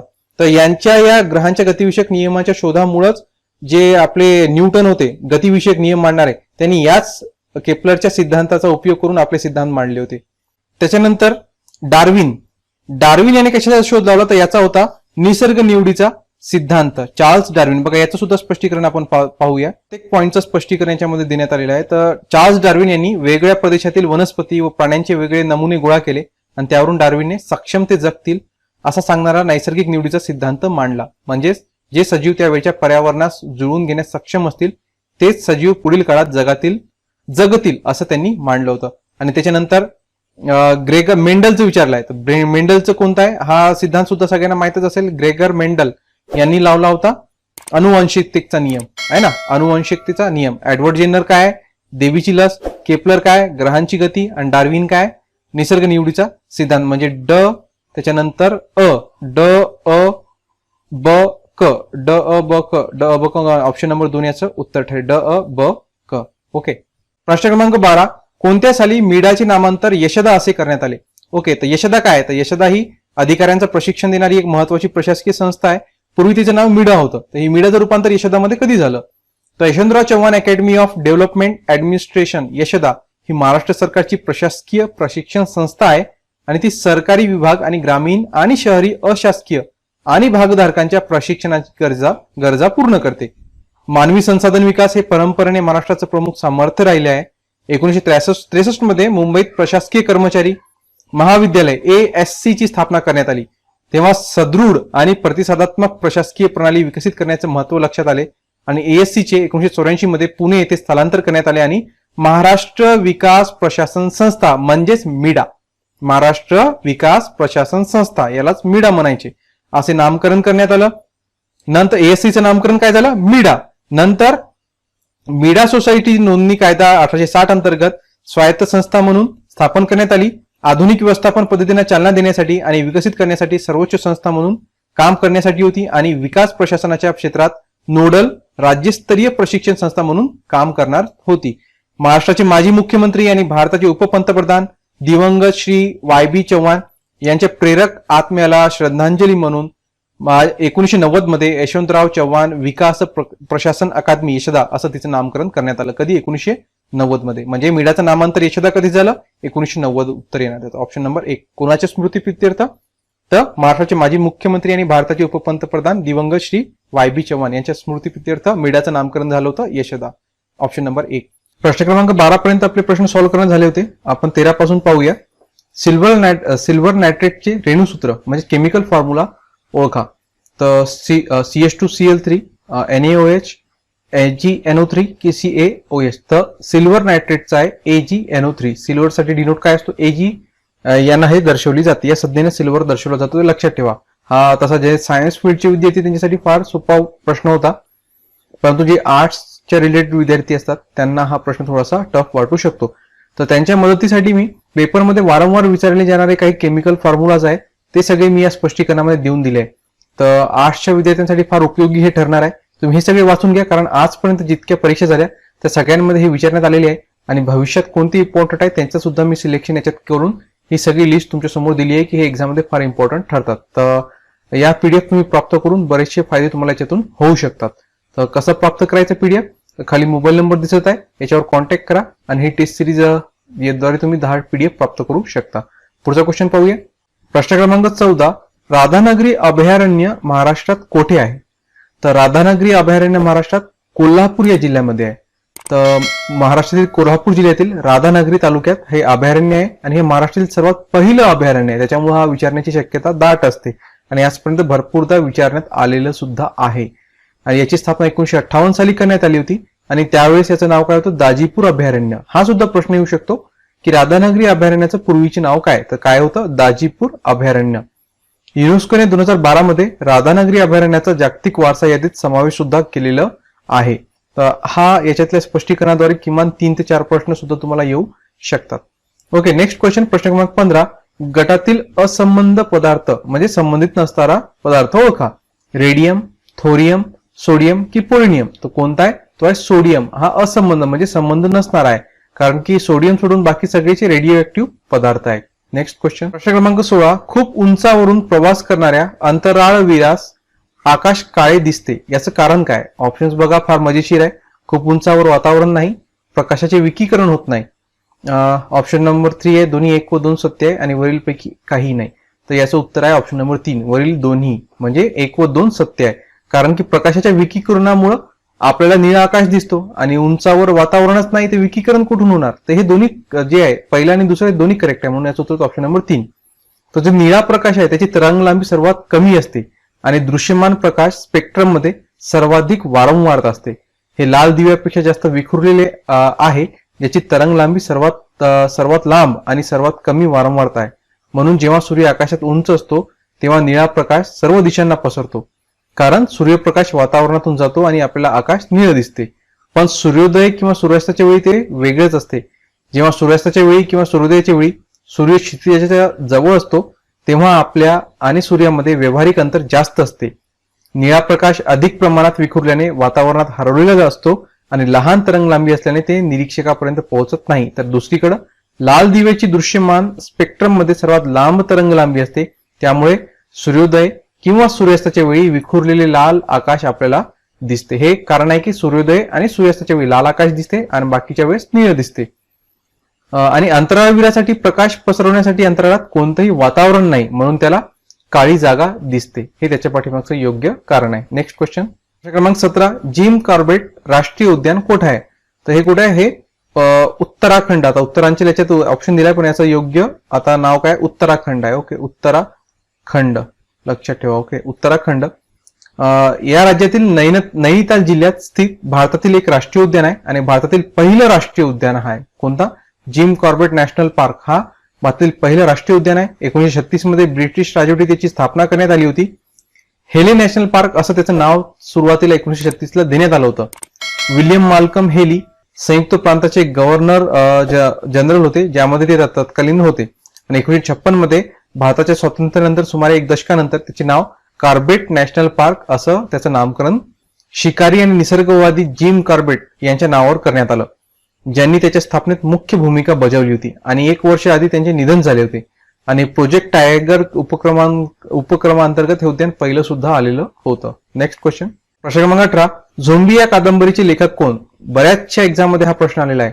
तर याचे लेखक आहे आनंद यादव. कोण आहेत? आनंद यादव. तर मराठी लेखक आनंद यादव यांनी लिहिलेली ही आत्मचरित्रात्मक कादंबरी आहे. पु ल देशपांडे यांनी या पुस्तकाला प्रस्तावना लिहिलेली असून या पुस्तकानंतरचे नांगरणी, घरभिंती आणि काचवेल हे 3 भाग प्रसिद्ध झालेले आहेत. शाळेत जाऊन शिकण्यासाठीची आनंद यादव यांची धडपड आणि शाळा शिकू न देण्यासाठी त्यांच्या वडिलांनी दिलेला मार आणि त्यांचे या काळातले इतर अनुभव आणि त्यांचे शाळा आणि शिक्षकांबद्दलचे विचार या कादंबरीत त्यांनी वर्णित केलेले आहेत. नेक्स्ट क्वेश्चन 19, क्षेत्रफळाच्या दृष्टीने राज्यातील सर्वात मोठी महानगरपालिका कोणती? मोस्ट इम्पॉर्टंट क्वेश्चन हा ठरतो आणि चालू घडामोडीवर आधारित सुद्धा हा क्वेश्चन आहे का? उत्तर सांगतो तुम्हाला स्पष्टीकरणात. तर याचं उत्तर आहे पुणे महानगरपालिका. पुणे महानगर जो शहर आहे त्याच्या लगतचे 23 गावांचा समावेश आता पुणे शहराच्या हद्दीमध्ये करण्यात आलेला आहे.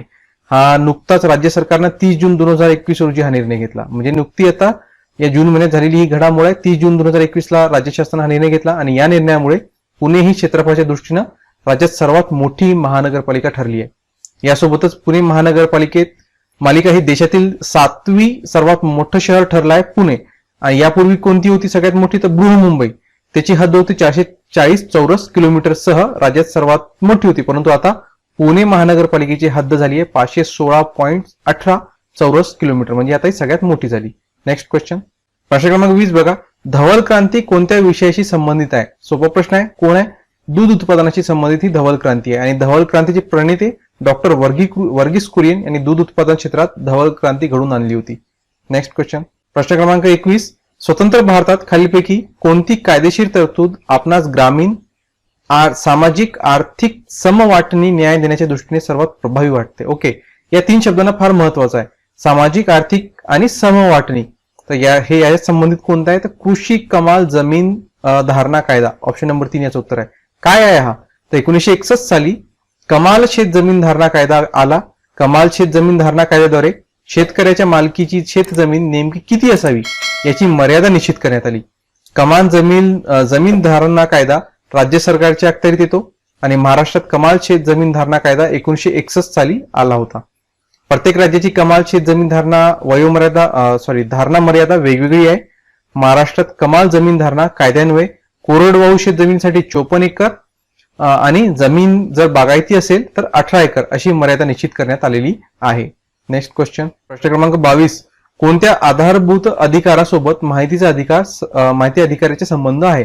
माहितीचा अधिकार तर तिचा हात असणारच नाही. वैधानिकरित्या समान अधिकार, संभाषण आणि अभिव्यक्तीचा मुक्त अधिकार की सर्वांना शिक्षेचा अधिकार? तर याचं सरळ उत्तर आहे ऑप्शन नंबर 2, संभाषण आणि अभिव्यक्तीचा मुक्त अधिकार. प्रश्न क्रमांक 23. पुढीलपैकी कोणता ग्रंथ महात्मा फुले यांचा नाही? गुलामगिरी, ब्राह्मणांची कसब, इशारा की चाणक्य? तर महात्मा फुलेंचा कोणता नाहीये? तर चाणक्य हा महात्मा फुलेंचा नाहीये.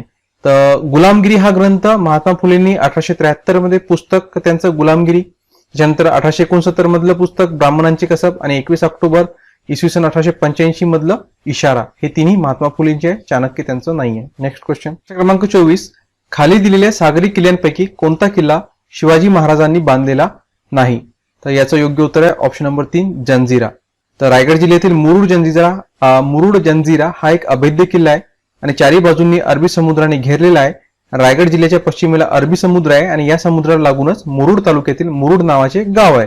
सध्याचे जे बांधकाम आहे ते बुरहान खानने बांधलेले आहे आणि पुढे 1617 मध्ये सिद्दी अंबर याने बादशाहकडून स्वतंत्र सनद मिळून जहागिरी प्राप्त केली होती आणि जंजिरा संस्थानचा हा मूळ पुरुष समजला जातो. नेक्स्ट क्वेश्चन, प्रश्न क्रमांक 25. बहिणाबाई चौधरी यांनी कोणत्या बोलीभाषेत रचना किंवा काव्य लिहिलेले आहेत? तर त्यांनी अहिराणी या बोलीभाषेमध्ये त्यांची काव्य रचना आहे. बहिणाबाई काव्याच्या निमित्ताने जळगाव, धुळे जिल्ह्यातील अहिराणी बोली प्रकाशात येते. अहिराणीच्या बोलीभाषेचे स्वरूप या काव्यातून समजते आणि मराठी साहित्यात ज्या मोजक्या स्त्री साहित्यिकांनी दर्जेदार साहित्य निर्मिती केली आहे त्यापैकीच एक असणाऱ्या बहिणाबाई चौधरी. क्रमांक 8. खालीलपैकी स्वराज्य पक्षाचे संस्थापक सदस्य कोण? महात्मा गांधी, लोकमान्य टिळक, चित्तरंजन दास की न्यायमूर्ती रानडे? तर स्वराज्य पक्षाचे संस्थापक सदस्य आहेत चित्तरंजन दास. कोण आहेत? चित्तरंजन दास.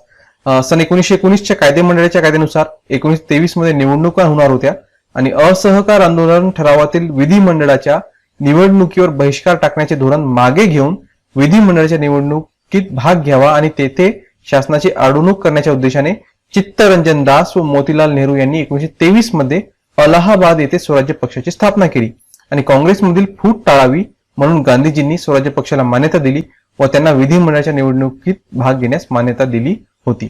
नेक्स्ट क्वेश्चन, क्रमांक 9. भारतीय राज्यघटनेनुसार मूलभूत कर्तव्यामध्ये पुढीलपैकी कशाचा समावेश होतो? तर भारतीय राज्यघटनेमध्ये मूलभूत कर्तव्यांमध्ये समावेश होतो सार्वजनिक मालमत्तेचे रक्षण. ओके, तर या प्रकारची जी मूलभूत कर्तव्य, एकूण 8 मूलभूत कर्तव्य सुचवलेली स्वर्णसिंह समिती यांनी सुचवली होती.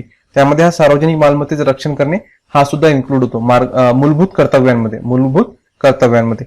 तर नागरिकांचे मूलभूत अधिकार आणि मूलभूत कर्तव्ये या एकाच नाण्याच्या 2 बाजू आहे, परंतु भारतीय राज्यघटनेत नागरिकांचे मूलभूत कर्तव्य समावेश करण्यात आले नव्हते. 42व्या घटना दुरुस्तीने नागरिकांचे मूल कर्तव्य 1976 मध्ये जोडण्यात आली. भारतीय संविधानात रूसच्या संविधानाने प्रभावित होऊन हा भाग जोडण्यात आला आणि 1976 मध्ये या समितीची स्थापना, मूल कर्तव्य आणि आवश्यकता याबाबत शिफारशी करण्यात आली होती. कोणती समिती? स्वर्णसिंह समिती. आणि या समिती शिफारशीनुसार 42व्या घटना दुरुस्तीने भारतीय संविधानात भाग 4 क जोडण्यात आला. त्यात एकमेव कलम 51 क मध्ये नागरिकांचे 10 मूलभूत कर्तव्य जोडण्यात आले आणि स्वर्णसिंह समितीने 8 मूलभूत कर्तव्य सुचवले होते, त्यापैकी 3 नाकारण्यात आले होते. ओके, लक्षात ठेवा. नेक्स्ट क्वेश्चन, प्रश्न क्रमांक 10. कोणता वायू हवेपेक्षा हलका आहे? हा बऱ्याच एक्झाम मध्ये ऍज इट इज प्रश्न रिपीट होत आलेला आहे, त्याच्यामुळे आपल्या याही एक्झाम मध्ये हा रिपीट होऊ शकतो, कारण की आतापर्यंत बऱ्याच एक्झाम मध्ये रिपीट झाला, त्याच्यामुळे हा प्रश्नाला महत्व प्राप्त होतो. तर हवेपेक्षा हलका असणारा हायड्रोजन. कोणता आहे? हायड्रोजन. हायड्रोजन हा वायू पृथ्वीवरील सर्वात हलका वायू आहे, कारण हायड्रोजनचा अणुवस्तुमानांक साधारणपणे 1.008 असतो आणि त्यापाठोपाठ हेलियमचा क्रमांक लागतो. नेक्स्ट क्वेश्चन, क्रमांक 11. झाडाची कोणती प्रजाती कागद निर्मितीमध्ये वापरली जाते? निलगिरी, सागवान, देवदार की साल?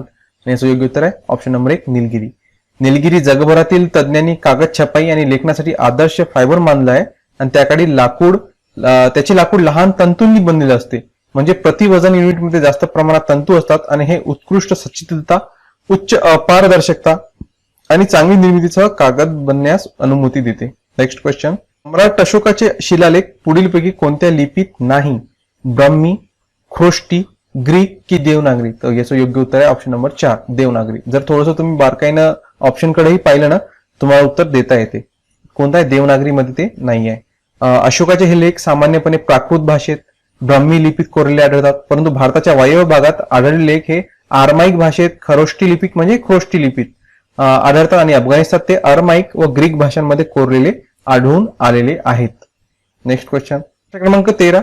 HTTP चे पूर्ण रूप काय?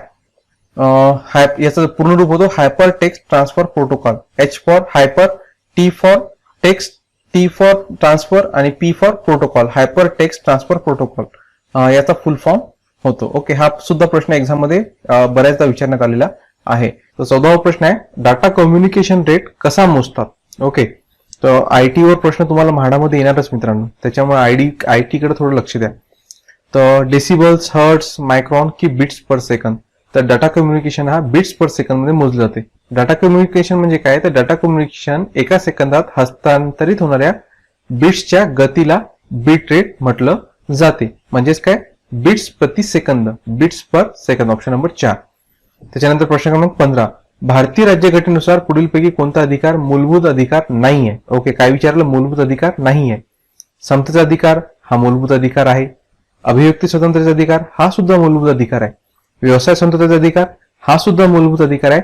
खाजगी मालमत्तेचा अधिकार हा पहिले मूलभूत अधिकार होता, परंतु नंतर घटना दुरुस्ती करून याला मूलभूत अधिकारामधून काढून टाकण्यात आला आहे. 44व्या घटना दुरुस्तीमुळे आता हा मूलभूत अधिकार राहिला नाही आहे, हा काढून टाकण्यात आला आहे. म्हणजे याचं उत्तर राहील ऑप्शन नंबर 4. तर भारतीय राज्यघटनेने नागरिकांना मूलभूत अधिकार दिलेले आहे. या मूलभूत अधिकारांचा समावेश भारताच्या जे संविधान आहे त्याच्या भाग 3 मध्ये कलम 12 ते 35 मध्ये करण्यात आलाय. मूलभूत हक्क हे व्यक्तीच्या सर्वांगीण विकासाकरिता आवश्यक आहेत. व्यक्तीच्या मूलभूत हक्कांवर कोणीही आक्रमण करू शकत नाही आणि जर कोणी अतिक्रमण केलं तर त्याविरुद्ध न्यायालयात दाद मागता येते. तर याच्यामध्ये जे मूलभूत अधिकार आहे त्याच्यामध्ये सगळ्यात पहिले समतेचा अधिकार कलम 14 ते 18 मध्ये व्यक्त करण्यात आला आहे. व्यक्ती स्वातंत्र्याचा अधिकार कलम 19 ते 22, शोषणाविरुद्धचा अधिकार 23 ते 25, धार्मिक स्वातंत्र्याचा अधिकार कलम 25 ते 28, शैक्षणिक व सांस्कृतिक अधिकार कलम 29 व 30 आणि संपत्तीचे अधिकार कलम 31 मध्ये नमूद होतं, परंतु नंतर 44वी घटना दुरुस्तीनुसार हे रद्द करण्यात आलं आहे आणि आता फक्त हा न्यायालयिक अधिकार राहिला आहे. म्हणजे आता मूलभूत अधिकार राहिला नाही. त्याच्यानंतर घटनात्मक उपाययोजनेचा अधिकार कलम 32 ते 35 मध्ये नमूद करण्यात आलेले आहे. नेक्स्ट क्वेश्चन प्रश्न क्रमांक 16. माजुली हे बेट कोणत्या नदीशी संबंधित आहे? नुकतंच एक अहवाल प्रसिद्ध झालाय, त्याच्यामुळे माजुली बेट हा अतिशय चर्चेमध्ये आलेला विषय ठरला, त्याच्यामुळे हा प्रश्न एक्झाम मध्ये येऊ शकतो. तर काय ते अहवाल होता आणि काय त्याचं निष्कर्ष होतं की ब्रह्मपुत्र नदीमधील माजुली बेट नष्ट होण्याच्या मार्गावर असून 2040 पर्यंत हे बेट पूर्णपणे नाहीसे होईल असा इशारा तज्ञांनी दिला आहे. नदीला अधिक मोठ्या प्रमाणावर पूर आल्यामुळे हा परिणाम होणार असून नदी किनाऱ्या राहणाऱ्यांनाही त्याचा धोका पोहोचणार आहे. तर हे सध्या 2040 पर्यंत हा पूर्ण बेटच नष्ट होऊ शकतो अशी शंका वर्तवण्यात आलेली, त्याच्यामुळे हा चर्चेचा विषय बनला आहे. त्याच्यावर प्रश्न येऊ शकतो. तो कोणत्या नदीशी संबंधित आहे? हा ब्रह्मपुत्र नदीशी संबंधित हा बेट आहे. प्रश्न क्रमांक 17. भारतीय राज्यघटनेतील कोणती तरतूद समान नागरी कायद्याशी संबंधित आहे? नुकताच हायकोर्टाने याच्या संबंधित स्टेटमेंट दिलं होतं की समान नागरी कायदा लागू करण्यात यावा, त्याच्यामुळे हा पुन्हा चर्चेचा विषय ठरला होता. तर याच्यावर सुद्धा एक्झाम मध्ये प्रश्न येऊ शकतो. तर राज्यघटनेच्या कलम 44 मध्ये समान नागरी कायद्यासाठी प्रयत्न करावे असं मार्गदर्शक तत्वांमध्ये उल्लेख करण्यात आलाय. अनुच्छेद 44. नेक्स्ट क्वेश्चन प्रश्न क्रमांक 18. महारत्न, नवरत्न, मिनिरत्न हे कशाचे प्रकार आहे? तर हा अर्थशास्त्राचा इकॉनॉमिक्सचा विषय ठरतो. तर हे केंद्र शासनाच्या सार्वजनिक क्षेत्रातील उद्योगांचे हे प्रकार आहेत. तर हा दर्जानुसार हा त्यांना दिलेला जातो. महारत्न सगळ्यात मोठा, नवरत्न त्यापेक्षा कमी आणि मिनिरत्न त्यापेक्षा कमी. तर महारत्न याची स्थापना भारत सरकारने 2009 मध्ये केली होती, ज्याचा उद्देश सार्वजनिक क्षेत्रातील मोठ्या केंद्रीय उपक्रमांना त्यांच्या व्यवसायाचा विस्तार करण्यास सक्षम करणे आणि जगातील सर्वात मोठी कंपनी म्हणून उदयास येणे हे होतं. सध्या महारत्न कंपन्यांची संख्या 10 आहे. ओके, हे सुद्धा संख्या विचारली जाते, त्याच्यामुळे लक्षात ठेवा. महारत्न कंपन्या किती आहेत? 10 आहेत. त्याच्यानंतर नवरत्न, भारतातील सार्वजनिक क्षेत्रातील मोठ्या कंपन्यांना सरकारने 1997 मध्ये नवरत्न श्रेणीत आणलं होतं आणि सध्या 14 कंपन्यांना नवरत्न दर्जा प्राप्त आहे.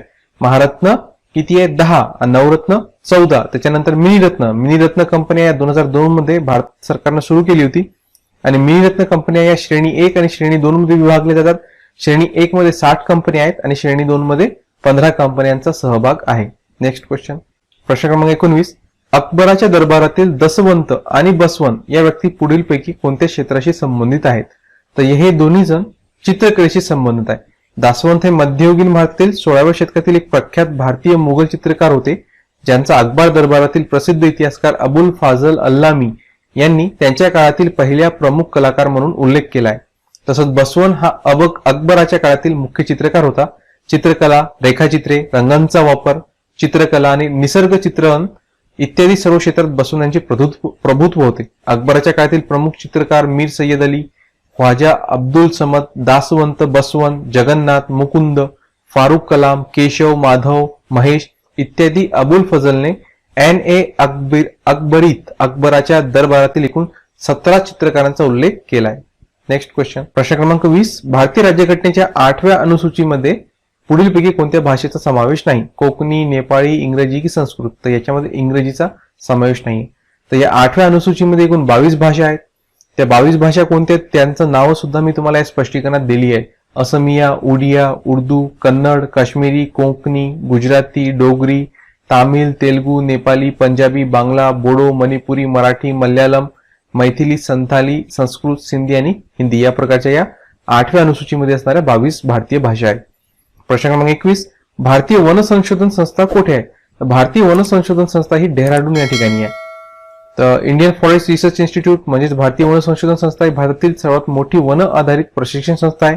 जी डेहराडून शहरातील घंटाघरापासून 7 किलोमीटर अंतरावर डेहराडून चक्रता मोट्रेबल रोडवर आहे आणि भारतातील बहुतांश वन अधिकारी या संस्थेतूनच येतात. आणि फॉरेस्ट रिसर्च इन्स्टिट्यूटची इमारत अतिशय भव्य आहे आणि त्यात एक संग्रहालय सुद्धा आहे. नेक्स्ट क्वेश्चन, प्रश्न क्रमांक 22. पुढीलपैकी कोणते राज्य गहू पिकवणाऱ्या प्रदेशात गणलं जात नाही? पंजाब, हरियाणा, मध्य प्रदेश की केरळ? तर याचं उत्तर आहे ऑप्शन नंबर 4 केरळ. दाक्षिणात्य राज्यांमध्ये मित्रांनो गहू फार अल्प प्रमाणात घेतला जातो किंवा नाहीच त्यांना म्हटलं जाते. तर भारतात गव्हाची लागवड दक्षिणेकडील काही राज्ये सोडल्यास इतर राज्यात आढळते. 1972 साली गव्हाखाली एकूण क्षेत्र 1.988 कोटी हेक्टर होते. उत्पादन 2.492 कोटी टन झाले. उत्तर प्रदेश, मध्य प्रदेश, पंजाब, हरियाणा, राजस्थान, महाराष्ट्र, गुजरात आणि बिहार ही भारतातील गव्हाचे उत्पादन करणारी प्रमुख राज्य आहे. आणि भारतातील गव्हाखाली एकूण क्षेत्रापैकी 94% आणि एकूण उत्पादनापैकी 96% उत्पादन वरील 8 राज्यांमध्येच होतो, जे की उल्लेख आपण वरी केलाय.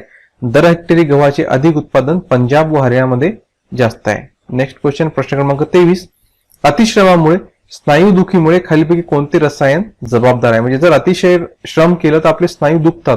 तर का दुखतात? तर त्याच्यामध्ये एक स्नायू स्त्रावला जातो आणि तो आहे लॅक्टिक ऍसिड. ओके, तीव्र व्यायामामुळे होणारा लॅक्टिक ऍसिडोसिस म्हणजे लॅक्टिक ऍसिड निघतो, त्या रोगाला म्हटलं जाते लॅक्टिक ऍसिडोसिस. हा सहसा तात्पुरता असतो आणि जेव्हा तुमच्या रक्तप्रवाहात जास्त प्रमाणात ऍसिड तयार होते तेव्हा असं होते.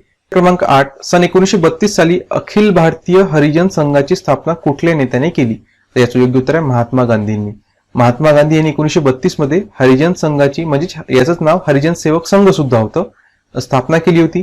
आणि 1933 मध्ये साप्ताहिक हरिजनचं प्रकाशन सुद्धा सुरू केलं होतं.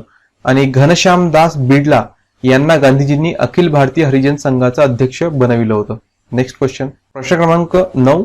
आम्हाला गुन्हेगार न समजता राजकीय बंदी समजण्यास यावे या मागणीसाठी 63 दिवस तुरुंगात अन्न त्याग केल्यामुळे कुठल्या क्रांतिकारकाचा मृत्यू झाला होता?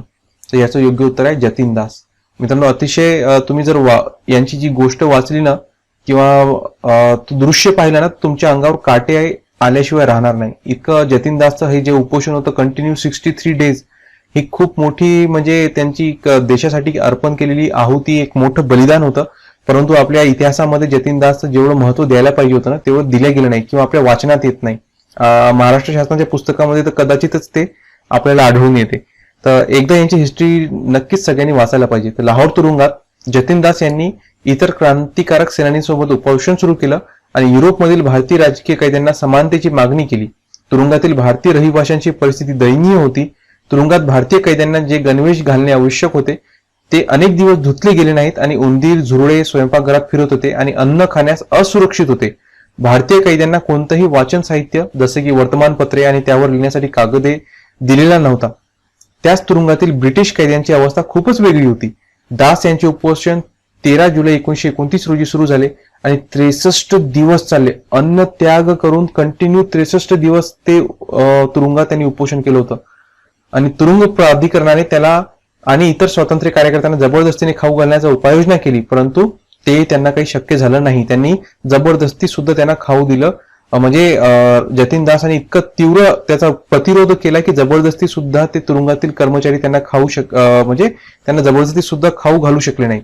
अखेरीस तुरुंग प्राधिकरणाने त्यांच्या बिनशर्त सुटकेची शिफारस केली, परंतु इंग्रज सरकारने ती सूचना नाकारली आणि त्यांना जामिनावर सोडण्याचा ऑफर दिली होती. आणि 13 सप्टेंबर 1929 रोजी या दिवशी जतीनदाचा मृत्यू झाला. आपण म्हणू की त्यांनी त्या दिवशी ते शहीद झाले. नेक्स्ट क्वेश्चनवर जाऊया. प्रश्न क्रमांक 10. उंच जागेवर पाणी कमी तापमानावर उकळते, याचं कारण काय? तर उंच जागेवर हवेचा दाब कमी असल्यामुळं पाणी लवकर उकळते. उंच उंचीच्या भागात होणारे सर्वात लक्षणीय बदल म्हणजे पाण्याचा उत्कलन बिंदू. जसजशी उंची वाढते तसतसं पाण्यावर ढकलणारा जो वातावरणाचा दाब आहे तो कमी होतो आणि वातावरणाचा दाब कमी झाल्यामुळं त्याचा उत्कलन बिंदू सुद्धा कमी होतो. ओके, त्याच्यामुळं जो पाणी आहे तो कमी तापमानावर उकळू लागते. म्हणून याचं उत्तर असणार ऑप्शन नंबर 3. ओके, क्रमांक 10 पर्यंत काल आपण पाहिले होते. आज आपण प्रश्न क्रमांक 11 पासून सुरुवात करूया. तर खालीलपैकी कुठल्या जमीन महसूल पद्धतीमध्ये ब्रिटिश सरकार सरळ शेतकऱ्यांकडून शेतसारा, ओके शेतरासा झालं पण हे काय असतो, शेतसारा असतो, शेतसारा गोळा करायचे? तर त्याचं उत्तर आहे रयतवारी पद्धतीमध्ये. जे ब्रिटिश गव्हर्नमेंट होतं ते डायरेक्ट शेतकऱ्याकडून शेतसारा गोळा करायचं. पहिली जमीनदारी पद्धत आली होती. याच्यामध्ये जे जमीनदार वतनदार असायचे ते शेतकऱ्यांकडून गोळा करायचे आणि ब्रिटिश सरकारला द्यायचे, पण ते सक्सेस झालं नाही. जमीनदारांनी भरपूर लूट माजवली होती. म्हणजे ब्रिटिश गव्हर्नमेंटला काही भेटू द्यायची नाही, जमीनदारांना जास्त त्याचा फायदा उचलण्याचा. असं जेव्हा ब्रिटिश गव्हर्नमेंट लक्षात आलं ही बदलली, मग रयतवारी आली. पण रयतवारी फेल ठरली. त्यांच्यानंतर महालवारी आली होती. ओके, तर रयतवारी काय आहे? तर ज्या जमीन धारणीच्या प्रकारामध्ये सरकार व जमीन कसणारी रयत यांच्यामध्ये प्रत्यक्ष संबंध प्रस्थापित झालेला असतो, अशा जमीन धारणेच्या प्रकाराला रयतवारी पद्धत असे म्हणतात. रयतेकडून जमीन महसूल गोळा करून तो सरकारात भरणारा कोणी मध्यस्थ अगर दलाल या प्रकारात नसतो. म्हणजे डायरेक्ट शेतकरी आणि सरकारचा संबंध. बंगालमध्ये कायमधाराची पद्धत किंवा पंजाबमधील विलेज कम्युनिटी यापेक्षा रयतवारी पद्धत ही वेगळी आहे. रयतवारीमध्ये सरकार प्रत्येक शेतकऱ्याकडे असणाऱ्या जमिनीची मोजमापणी करते व त्यावर आधारित जमिनीच्या प्रतिप्रमाणे महसुलाचा दर ठरविला जातो.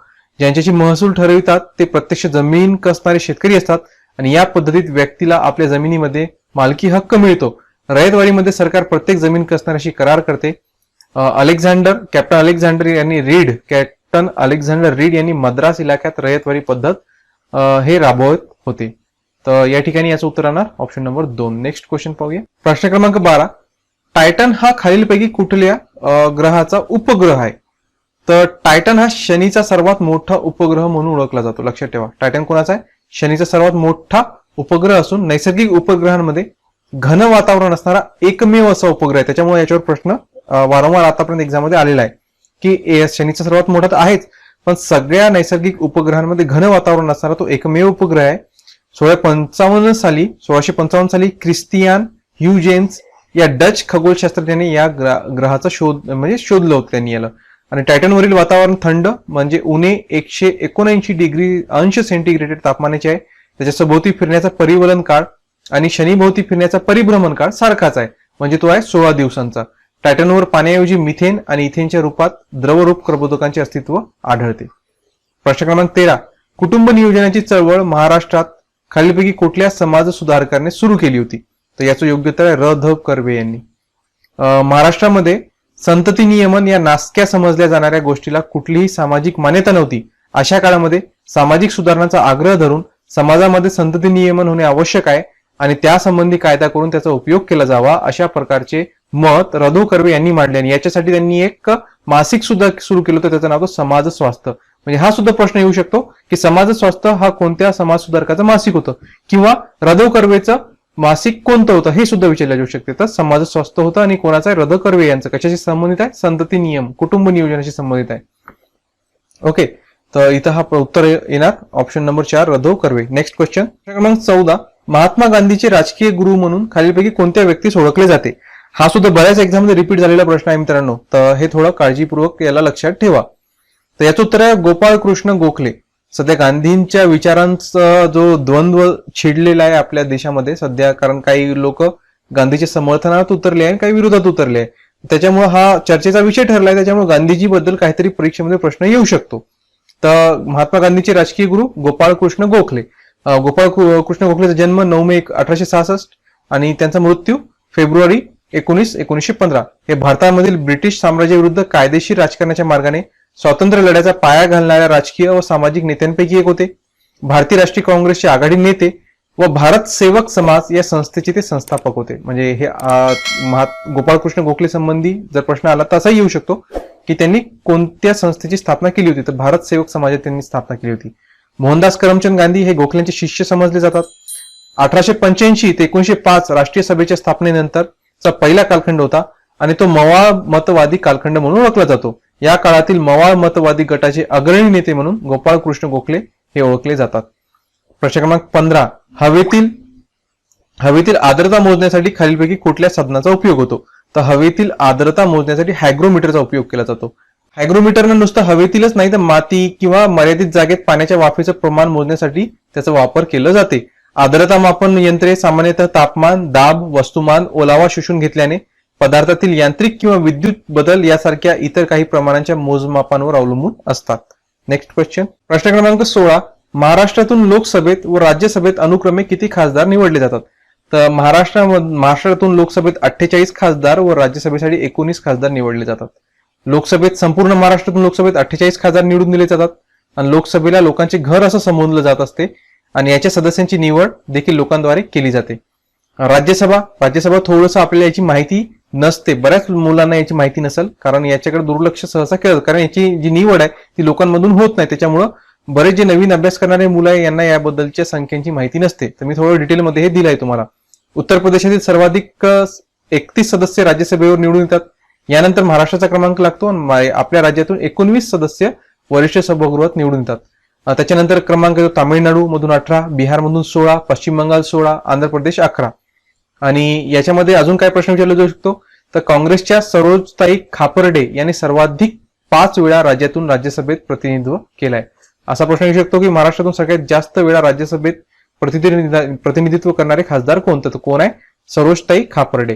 राज्यसभेचे सर्वाधिक काळ म्हणजे हे आता पूर्ण देशातून राज्यसभेत सर्वाधिक काळ असणारे खासदार कोणते? सर्वाधिक काळ तर 6 वेळा सदस्यत्व नजमा हेपतुल्ला, 4 वेळा तर महाराष्ट्रातूनच होत्या या काँग्रेसतर्फे. नंतर त्यांनी पार्टी बदलली, बीजेपी मध्ये गेल्या, तर एकदा MP मध्ये होत्या आणि एकदा माझ्या मते राजस्थानमधून ते निवडून गेले. अशा 6 वेळा नजमा हेपतुल्ला.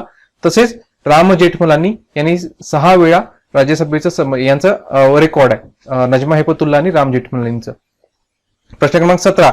भारतीय संविधानाच्या कुठल्या कलमान्वये मुलांना मोफत आणि सक्तीचं शिक्षण देण्याची तरतूद करण्यात आली आहे? तर ते कलम आहे कलम 45. तर कलम 45 6 वर्षाखालील बालकांचं संगोपन व त्यांची शिक्षणाची तरतूद असा हा तो कलम आहे. राज्य 6 वर्षाखालील बालकांचे संगोपन व त्यांच्या शिक्षणाची तरतूद करेल. पूर्वीच्या कलमामध्ये कलम 45 ची तरतूद याप्रमाणे होती की राज्य संस्था घटनेचा अंमल सुरू झाल्यापासून 10 वर्षाच्या आत आणि 14 वर्षाखालील बालकांसाठी मोफत व सक्तीच्या शिक्षणासाठी प्रयत्नशील राहील आणि हे एकच कलम आहे ज्याला कालमर्यादा दिलेली होती. Next question. प्रश्न क्रमांक 18. खालीलपैकी कशात पेशी भित्तिका असतात? ओके, पेशी भित्तिका काय? तर पेशीचा एक अवयव आहे पेशी भित्तिका, जो बाहेरून त्याला भित्तिका म्हणजे बाहेरचं तो आवरण असतो. तर कशामध्ये असते? बॅक्टेरिया, नीलहरित शैवाल की वनस्पती? तर पेशी भित्तिका तिघांमध्ये असते. बॅक्टेरियामध्ये पण असते, नीलहरित शैवाल आणि वनस्पती या तिघांमध्ये. म्हणजे ऑप्शन नंबर 1, 2, 3 म्हणजे ऑप्शन नंबर 4 याचं उत्तर असणार. तिन्हीमध्ये असते. तर रॉबर्ट हुक या वैज्ञानिकाने 1665 मध्ये बुचाचा पातळ काप सूक्ष्मदर्शकाखाली पाहिला. बुचाचा म्हणजे एका लाकडाचा तुकडाचा. तेव्हा त्याला कापामध्ये सूक्ष्म कप्पे दिसले. या कप्प्यांना त्याने सेल, इंग्रजीमध्ये सेल म्हणजेच मराठीत त्याला पेशी असं नाव दिलं होतं.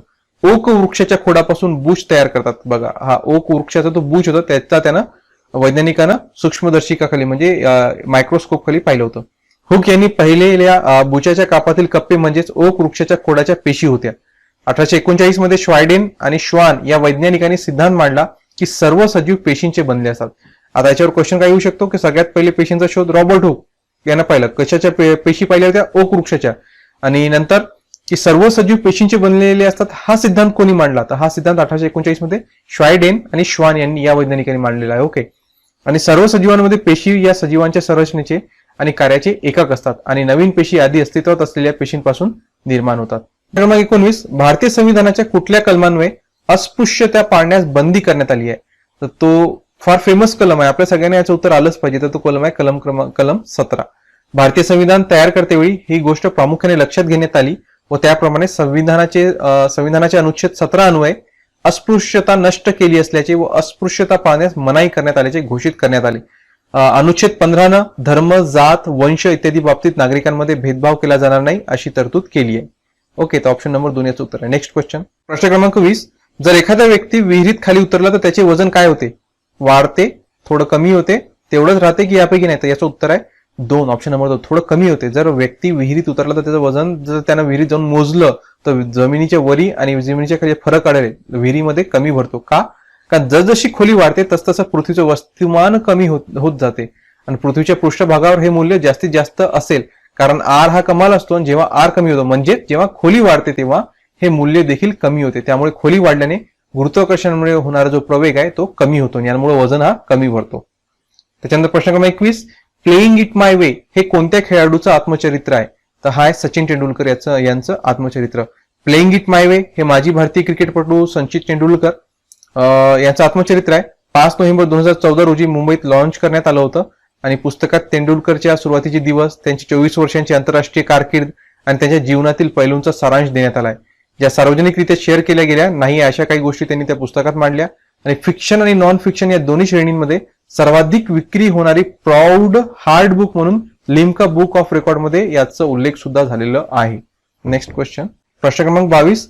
घटना दुरुस्ती सुरुवात कुठून होऊ शकते? लोकसभा, राज्यसभा, लोकसभा किंवा राज्यसभा, की लोकसभा राज्यसभा की राज्याची विधानसभा? तर याचं योग्य उत्तर आहे लोकसभा किंवा संसदेतून होऊ शकते. मग संसदेच्या कोणत्याही गृहातून होऊ शकते, मग लोकसभा असो की राज्यसभा.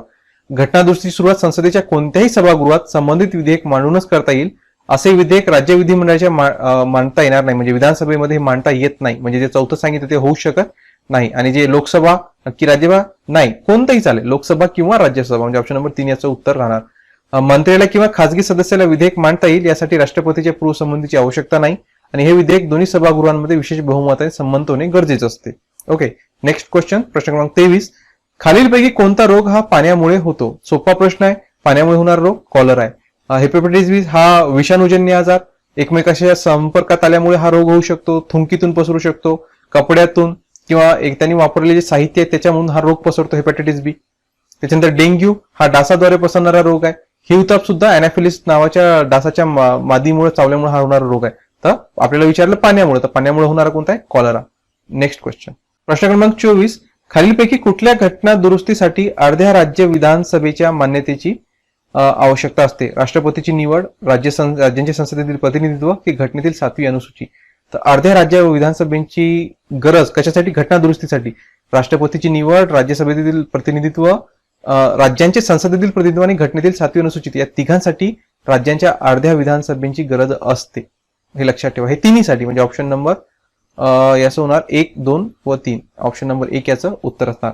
संसदेच्या विशेष बहुमताने सोबत निम्म्या राज्यांच्या साध्या बहुमताने, म्हणजे भारतीय राज्यघटनेतील संघ राज्य तरतुदींमध्ये दुरुस्ती करण्यासाठी घटना दुरुस्ती विधेयक संसदेच्या दोन्ही सभागृहामध्ये विशेष बहुमताबरोबरच किमान निम्म्या राज्यांनी साध्या बहुमताने संमती देणे गरजेचे असते. यासाठी राज्य यांच्यावर कोणतीही कालावधीची मर्यादा घालता येत नाही. उदाहरणार्थ काय? मग 7व्या अनुसूचीतील कोणतीही सूची, संसदेतील राज्यांचे प्रतिनिधित्व, कलम 368 मधील तरतुदी, सर्वोच्च उच्च न्यायालय, राष्ट्रपतीची निवडणूक व त्यांची पद्धत यांसाठी अर्ध्या राज्य विधानसभेच्या मान्यतेची गरज असते. नेक्स्ट क्वेश्चन, प्रश्न क्रमांक 25.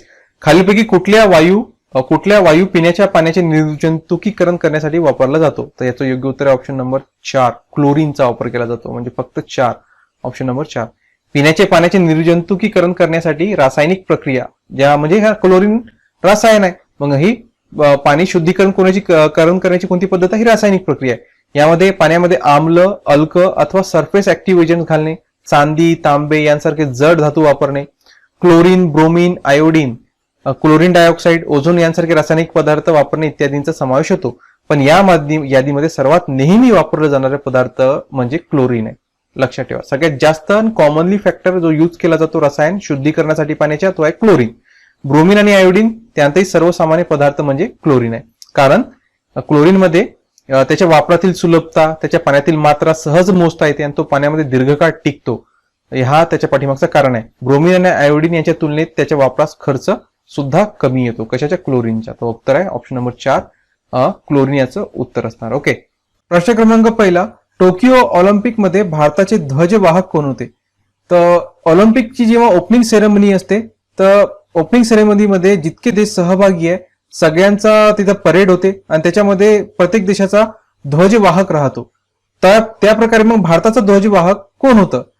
खाली 4 ऑप्शन दिली आहे. त्याच्या योग्य उत्तर आहे ऑप्शन नंबर 1 मनप्रीत सिंग आणि मेरी कॉम हे भारताचे ध्वजवाहक खेळाडू होते. तर भारताचे ध्वजवाहक मनप्रीत सिंग हा कोण आहे? हा हॉकी संघाचा कर्णधार आहे. आणि मेरी कॉम जी की बॉक्सर आहे, हे प्रचलित मेरी कॉमला सगळे ओळखतच असतील. यांच्यावर एक फिल्म सुद्धा आली होती.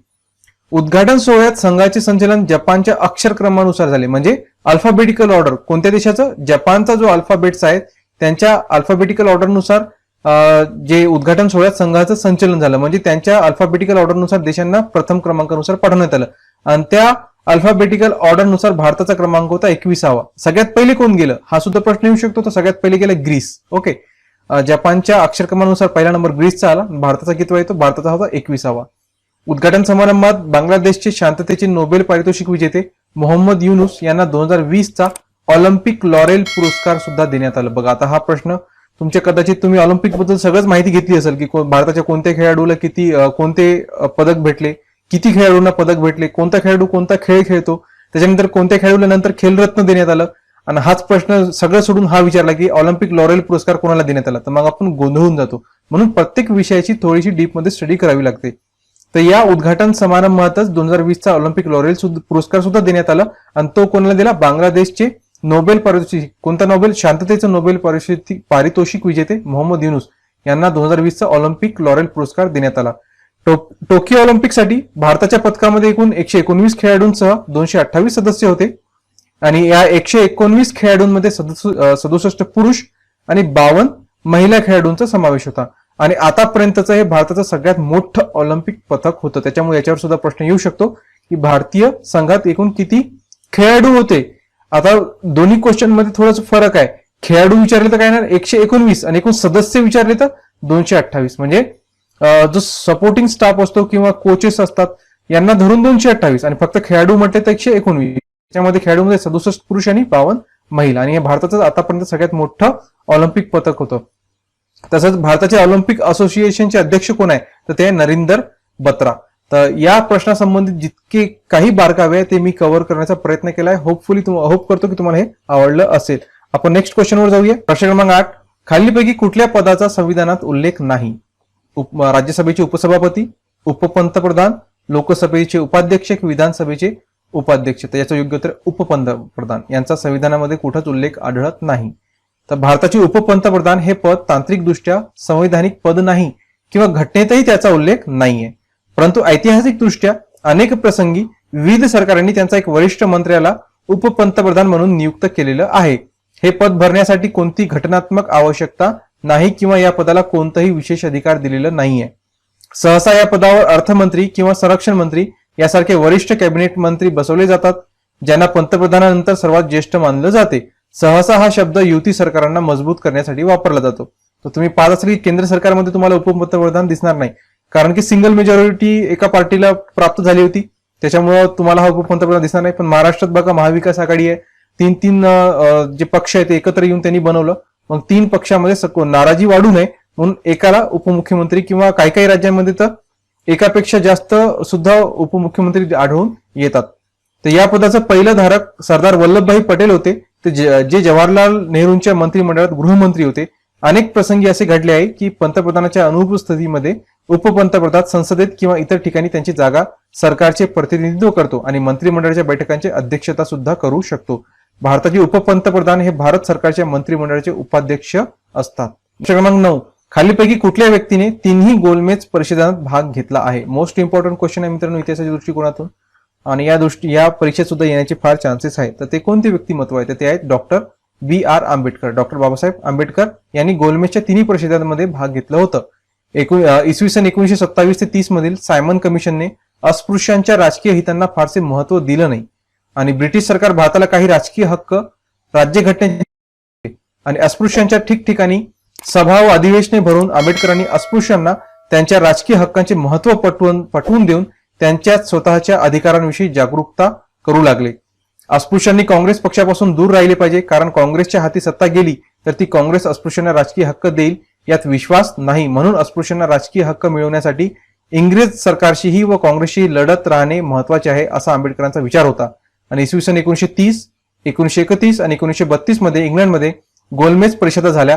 डॉक्टर बाबासाहेब आंबेडकर शोषित व अस्पृश्यांचे प्रतिनिधी मधून या तिन्ही गोलमेज परिषदांमध्ये हजर होते. ऑप्शन नंबर 4 याचं उत्तर आहे. नेक्स्ट क्वेश्चन, प्रश्न क्रमांक 10. गोदावरी नदीवरील जायकवाडी जलविद्युत प्रकल्पास खालीपैकी कोणत्या देशाचं सहाय्य लाभलं आहे? तर याचं योग्य उत्तर आहे ऑप्शन नंबर 4 जापान. महाराष्ट्रातील जायकवाडी या प्रकल्पासाठी जपान देशाचा खूप महत्वाचा वाटा आहे. जपानच्या मदतीनं पैठण म्हणजे जायकवाडी जलविद्युत प्रकल्प पूर्णत्वास आला आहे. प्रश्न क्रमांक 11. खालीलपैकी भारतातील पहिलं सेंद्रिय राज्य कोणतं? तर भारतातील पहिलं सेंद्रिय राज्य ऑप्शन नंबर 3 सिक्कीम. सिक्कीम हे भारतातील पहिलं संपूर्ण सेंद्रिय शेती करणारं राज्य ठरलं आहे. येथे सुमारे 75,000 हेक्टर शेतजमीन सेंद्रिय शेती सुरू करण्यात आली आहे. सेंद्रिय शेती करताना कोणतीही रासायनिक खते तसेच कीटकनाशक वापरली जात नाही, त्यामुळे शेती कमी खर्चात होते आणि उत्पन्न रासायनिक शेतीच्या मानाने कमी येत असलं तरी सेंद्रिय शेतीतील उत्पादनांमध्ये विषारी घटक नसल्याने अन्न रुचकर लागते, तसेच अनेक आजार दूर राहतात. ओके, नेक्स्ट क्वेश्चन, प्रश्न क्रमांक 12. रिकामी जागा व्हाईसरायच्या कारकिर्दीत इसवी सन 1911 मध्ये भारताची राजधानी कोलकात्याहून दिल्ली येथे आणण्यात आली. तर कोणते व्हाईसराय होते? याचं योग्य उत्तर आहे लॉर्ड हार्डिंग्स. ऑप्शन नंबर 1 याचं उत्तर होणार. 1911 व्हाईसराय लॉर्ड हार्डिंग्स. या व्हाईसरायच्या कारकिर्दीत इंग्रजांनी 1911 मध्ये कोलकात्याहून आपली राजधानी दिल्लीत स्थलांतरित केली व नवी दिल्ली या शहराचा पाया रोवला. सुप्रसिद्ध वास्तुविशारद लुटिन्स व बेकर यांनी सुंदर व भव्य विशाल ब्रिटिश राजवटीची इथे निर्मिती केली. नेक्स्ट क्वेश्चन, प्रश्न क्रमांक 13. घटनेतील कलम 51A अनुसार मतदानाचा हक्क बजाविणे हे भारतीय नागरिकाचे मूलभूत कर्तव्य ठरते. हे विधान रिकामी जागा काय आहे? चुकीचं आहे, बरोबर आहे, वस्तुस्थितीशी सुसंगत आहे की अंशतः बरोबर आहे? हा संपूर्ण चुकीचा आहे, कारण की मूलभूत कर्तव्यांमध्ये हा मतदानाचा हक्क बजाविणे हा असा कुठेही तुम्हाला तिथं आढळून येत नाही. तर हे संपूर्णतः चुकीचं आहे. तर कलम 51A हा भाग 42वी घटना दुरुस्ती 1976 अनुसार सरदार स्वर्ण सिंग समितीच्या शिफारशीवरून संविधानात जोडण्यात आला. नागरिकांची मूलभूत कर्तव्य विशद करणारा भाग संविधानात समाविष्ट करण्यात आला व ही दुरुस्ती 3 जानेवारी 1977 पासून अंमलात आली. त्यामुळे 3 जानेवारी हा नागरिकांची मूलभूत कर्तव्य दिन म्हणून सुद्धा पाळला जातो. महत्वाचा आहे दिनविशेष लक्षात ठेवा. मूलभूत कर्तव्यांचा भाग हा भारतीय संविधानाचा प्राण आहे. सन 1976 मध्ये नागरिकांच्या मूलभूत कर्तव्यांचा घटनेत समावेश करण्यात आला.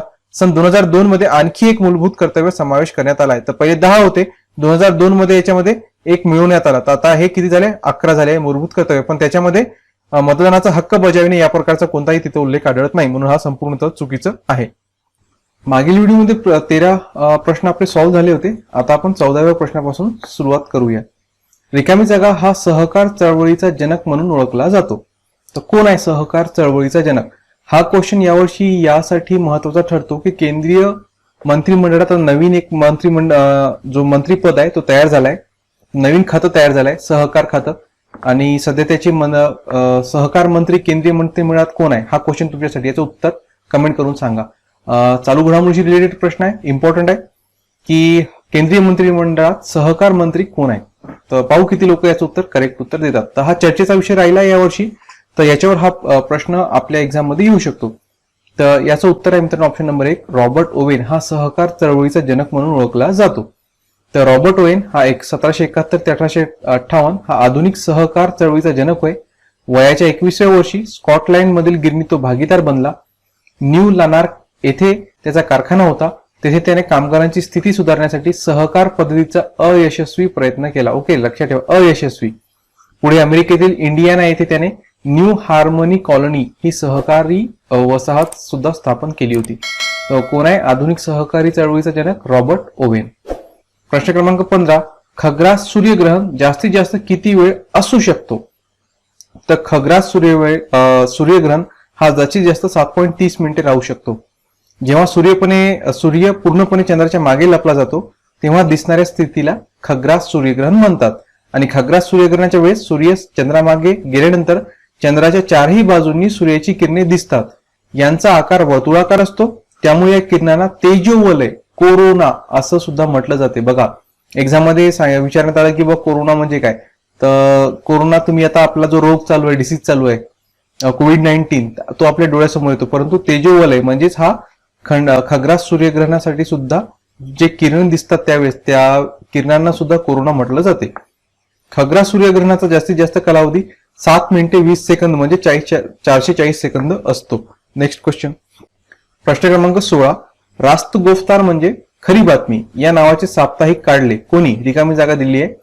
रवींद्रनाथ टागोर, दादाभाई नौरोजी, राजा राममोहन राय की स्वामी विवेकानंद. तर याचं योग्य उत्तर आहे दादाभाई नौरोजी यांनी रास्त गोफ्तार म्हणजेच त्याचा अर्थ होतो खरी बातमी हे नावाचं साप्ताहिक काढलं होतं. हा बॉम्बेमध्ये कार्यरत असलेला एक अँग्लो गुजराती पेपर होता जो दादाभाई नौरोजी यांनी खरशेदजी कामा दोघांनी मिळून 1854 मध्ये सुरू केला होता आणि पश्चिम भारतातील पारशींमध्ये सामाजिक सुधारणा घडून आणली होती. नेक्स्ट क्वेश्चन, प्रश्न क्रमांक 17. हायड्रोजन बॉम्बचा जनक कोण? प्रश्न एक्झाम मध्ये यापूर्वी सुद्धा आलेला आहे आणि मोस्ट इम्पॉर्टंट क्वेश्चन आहे. याचं उत्तर आहे एडवर्ड टेलर. हा हायड्रोजन बॉम्बचा जनक म्हणून ओळखला जातो.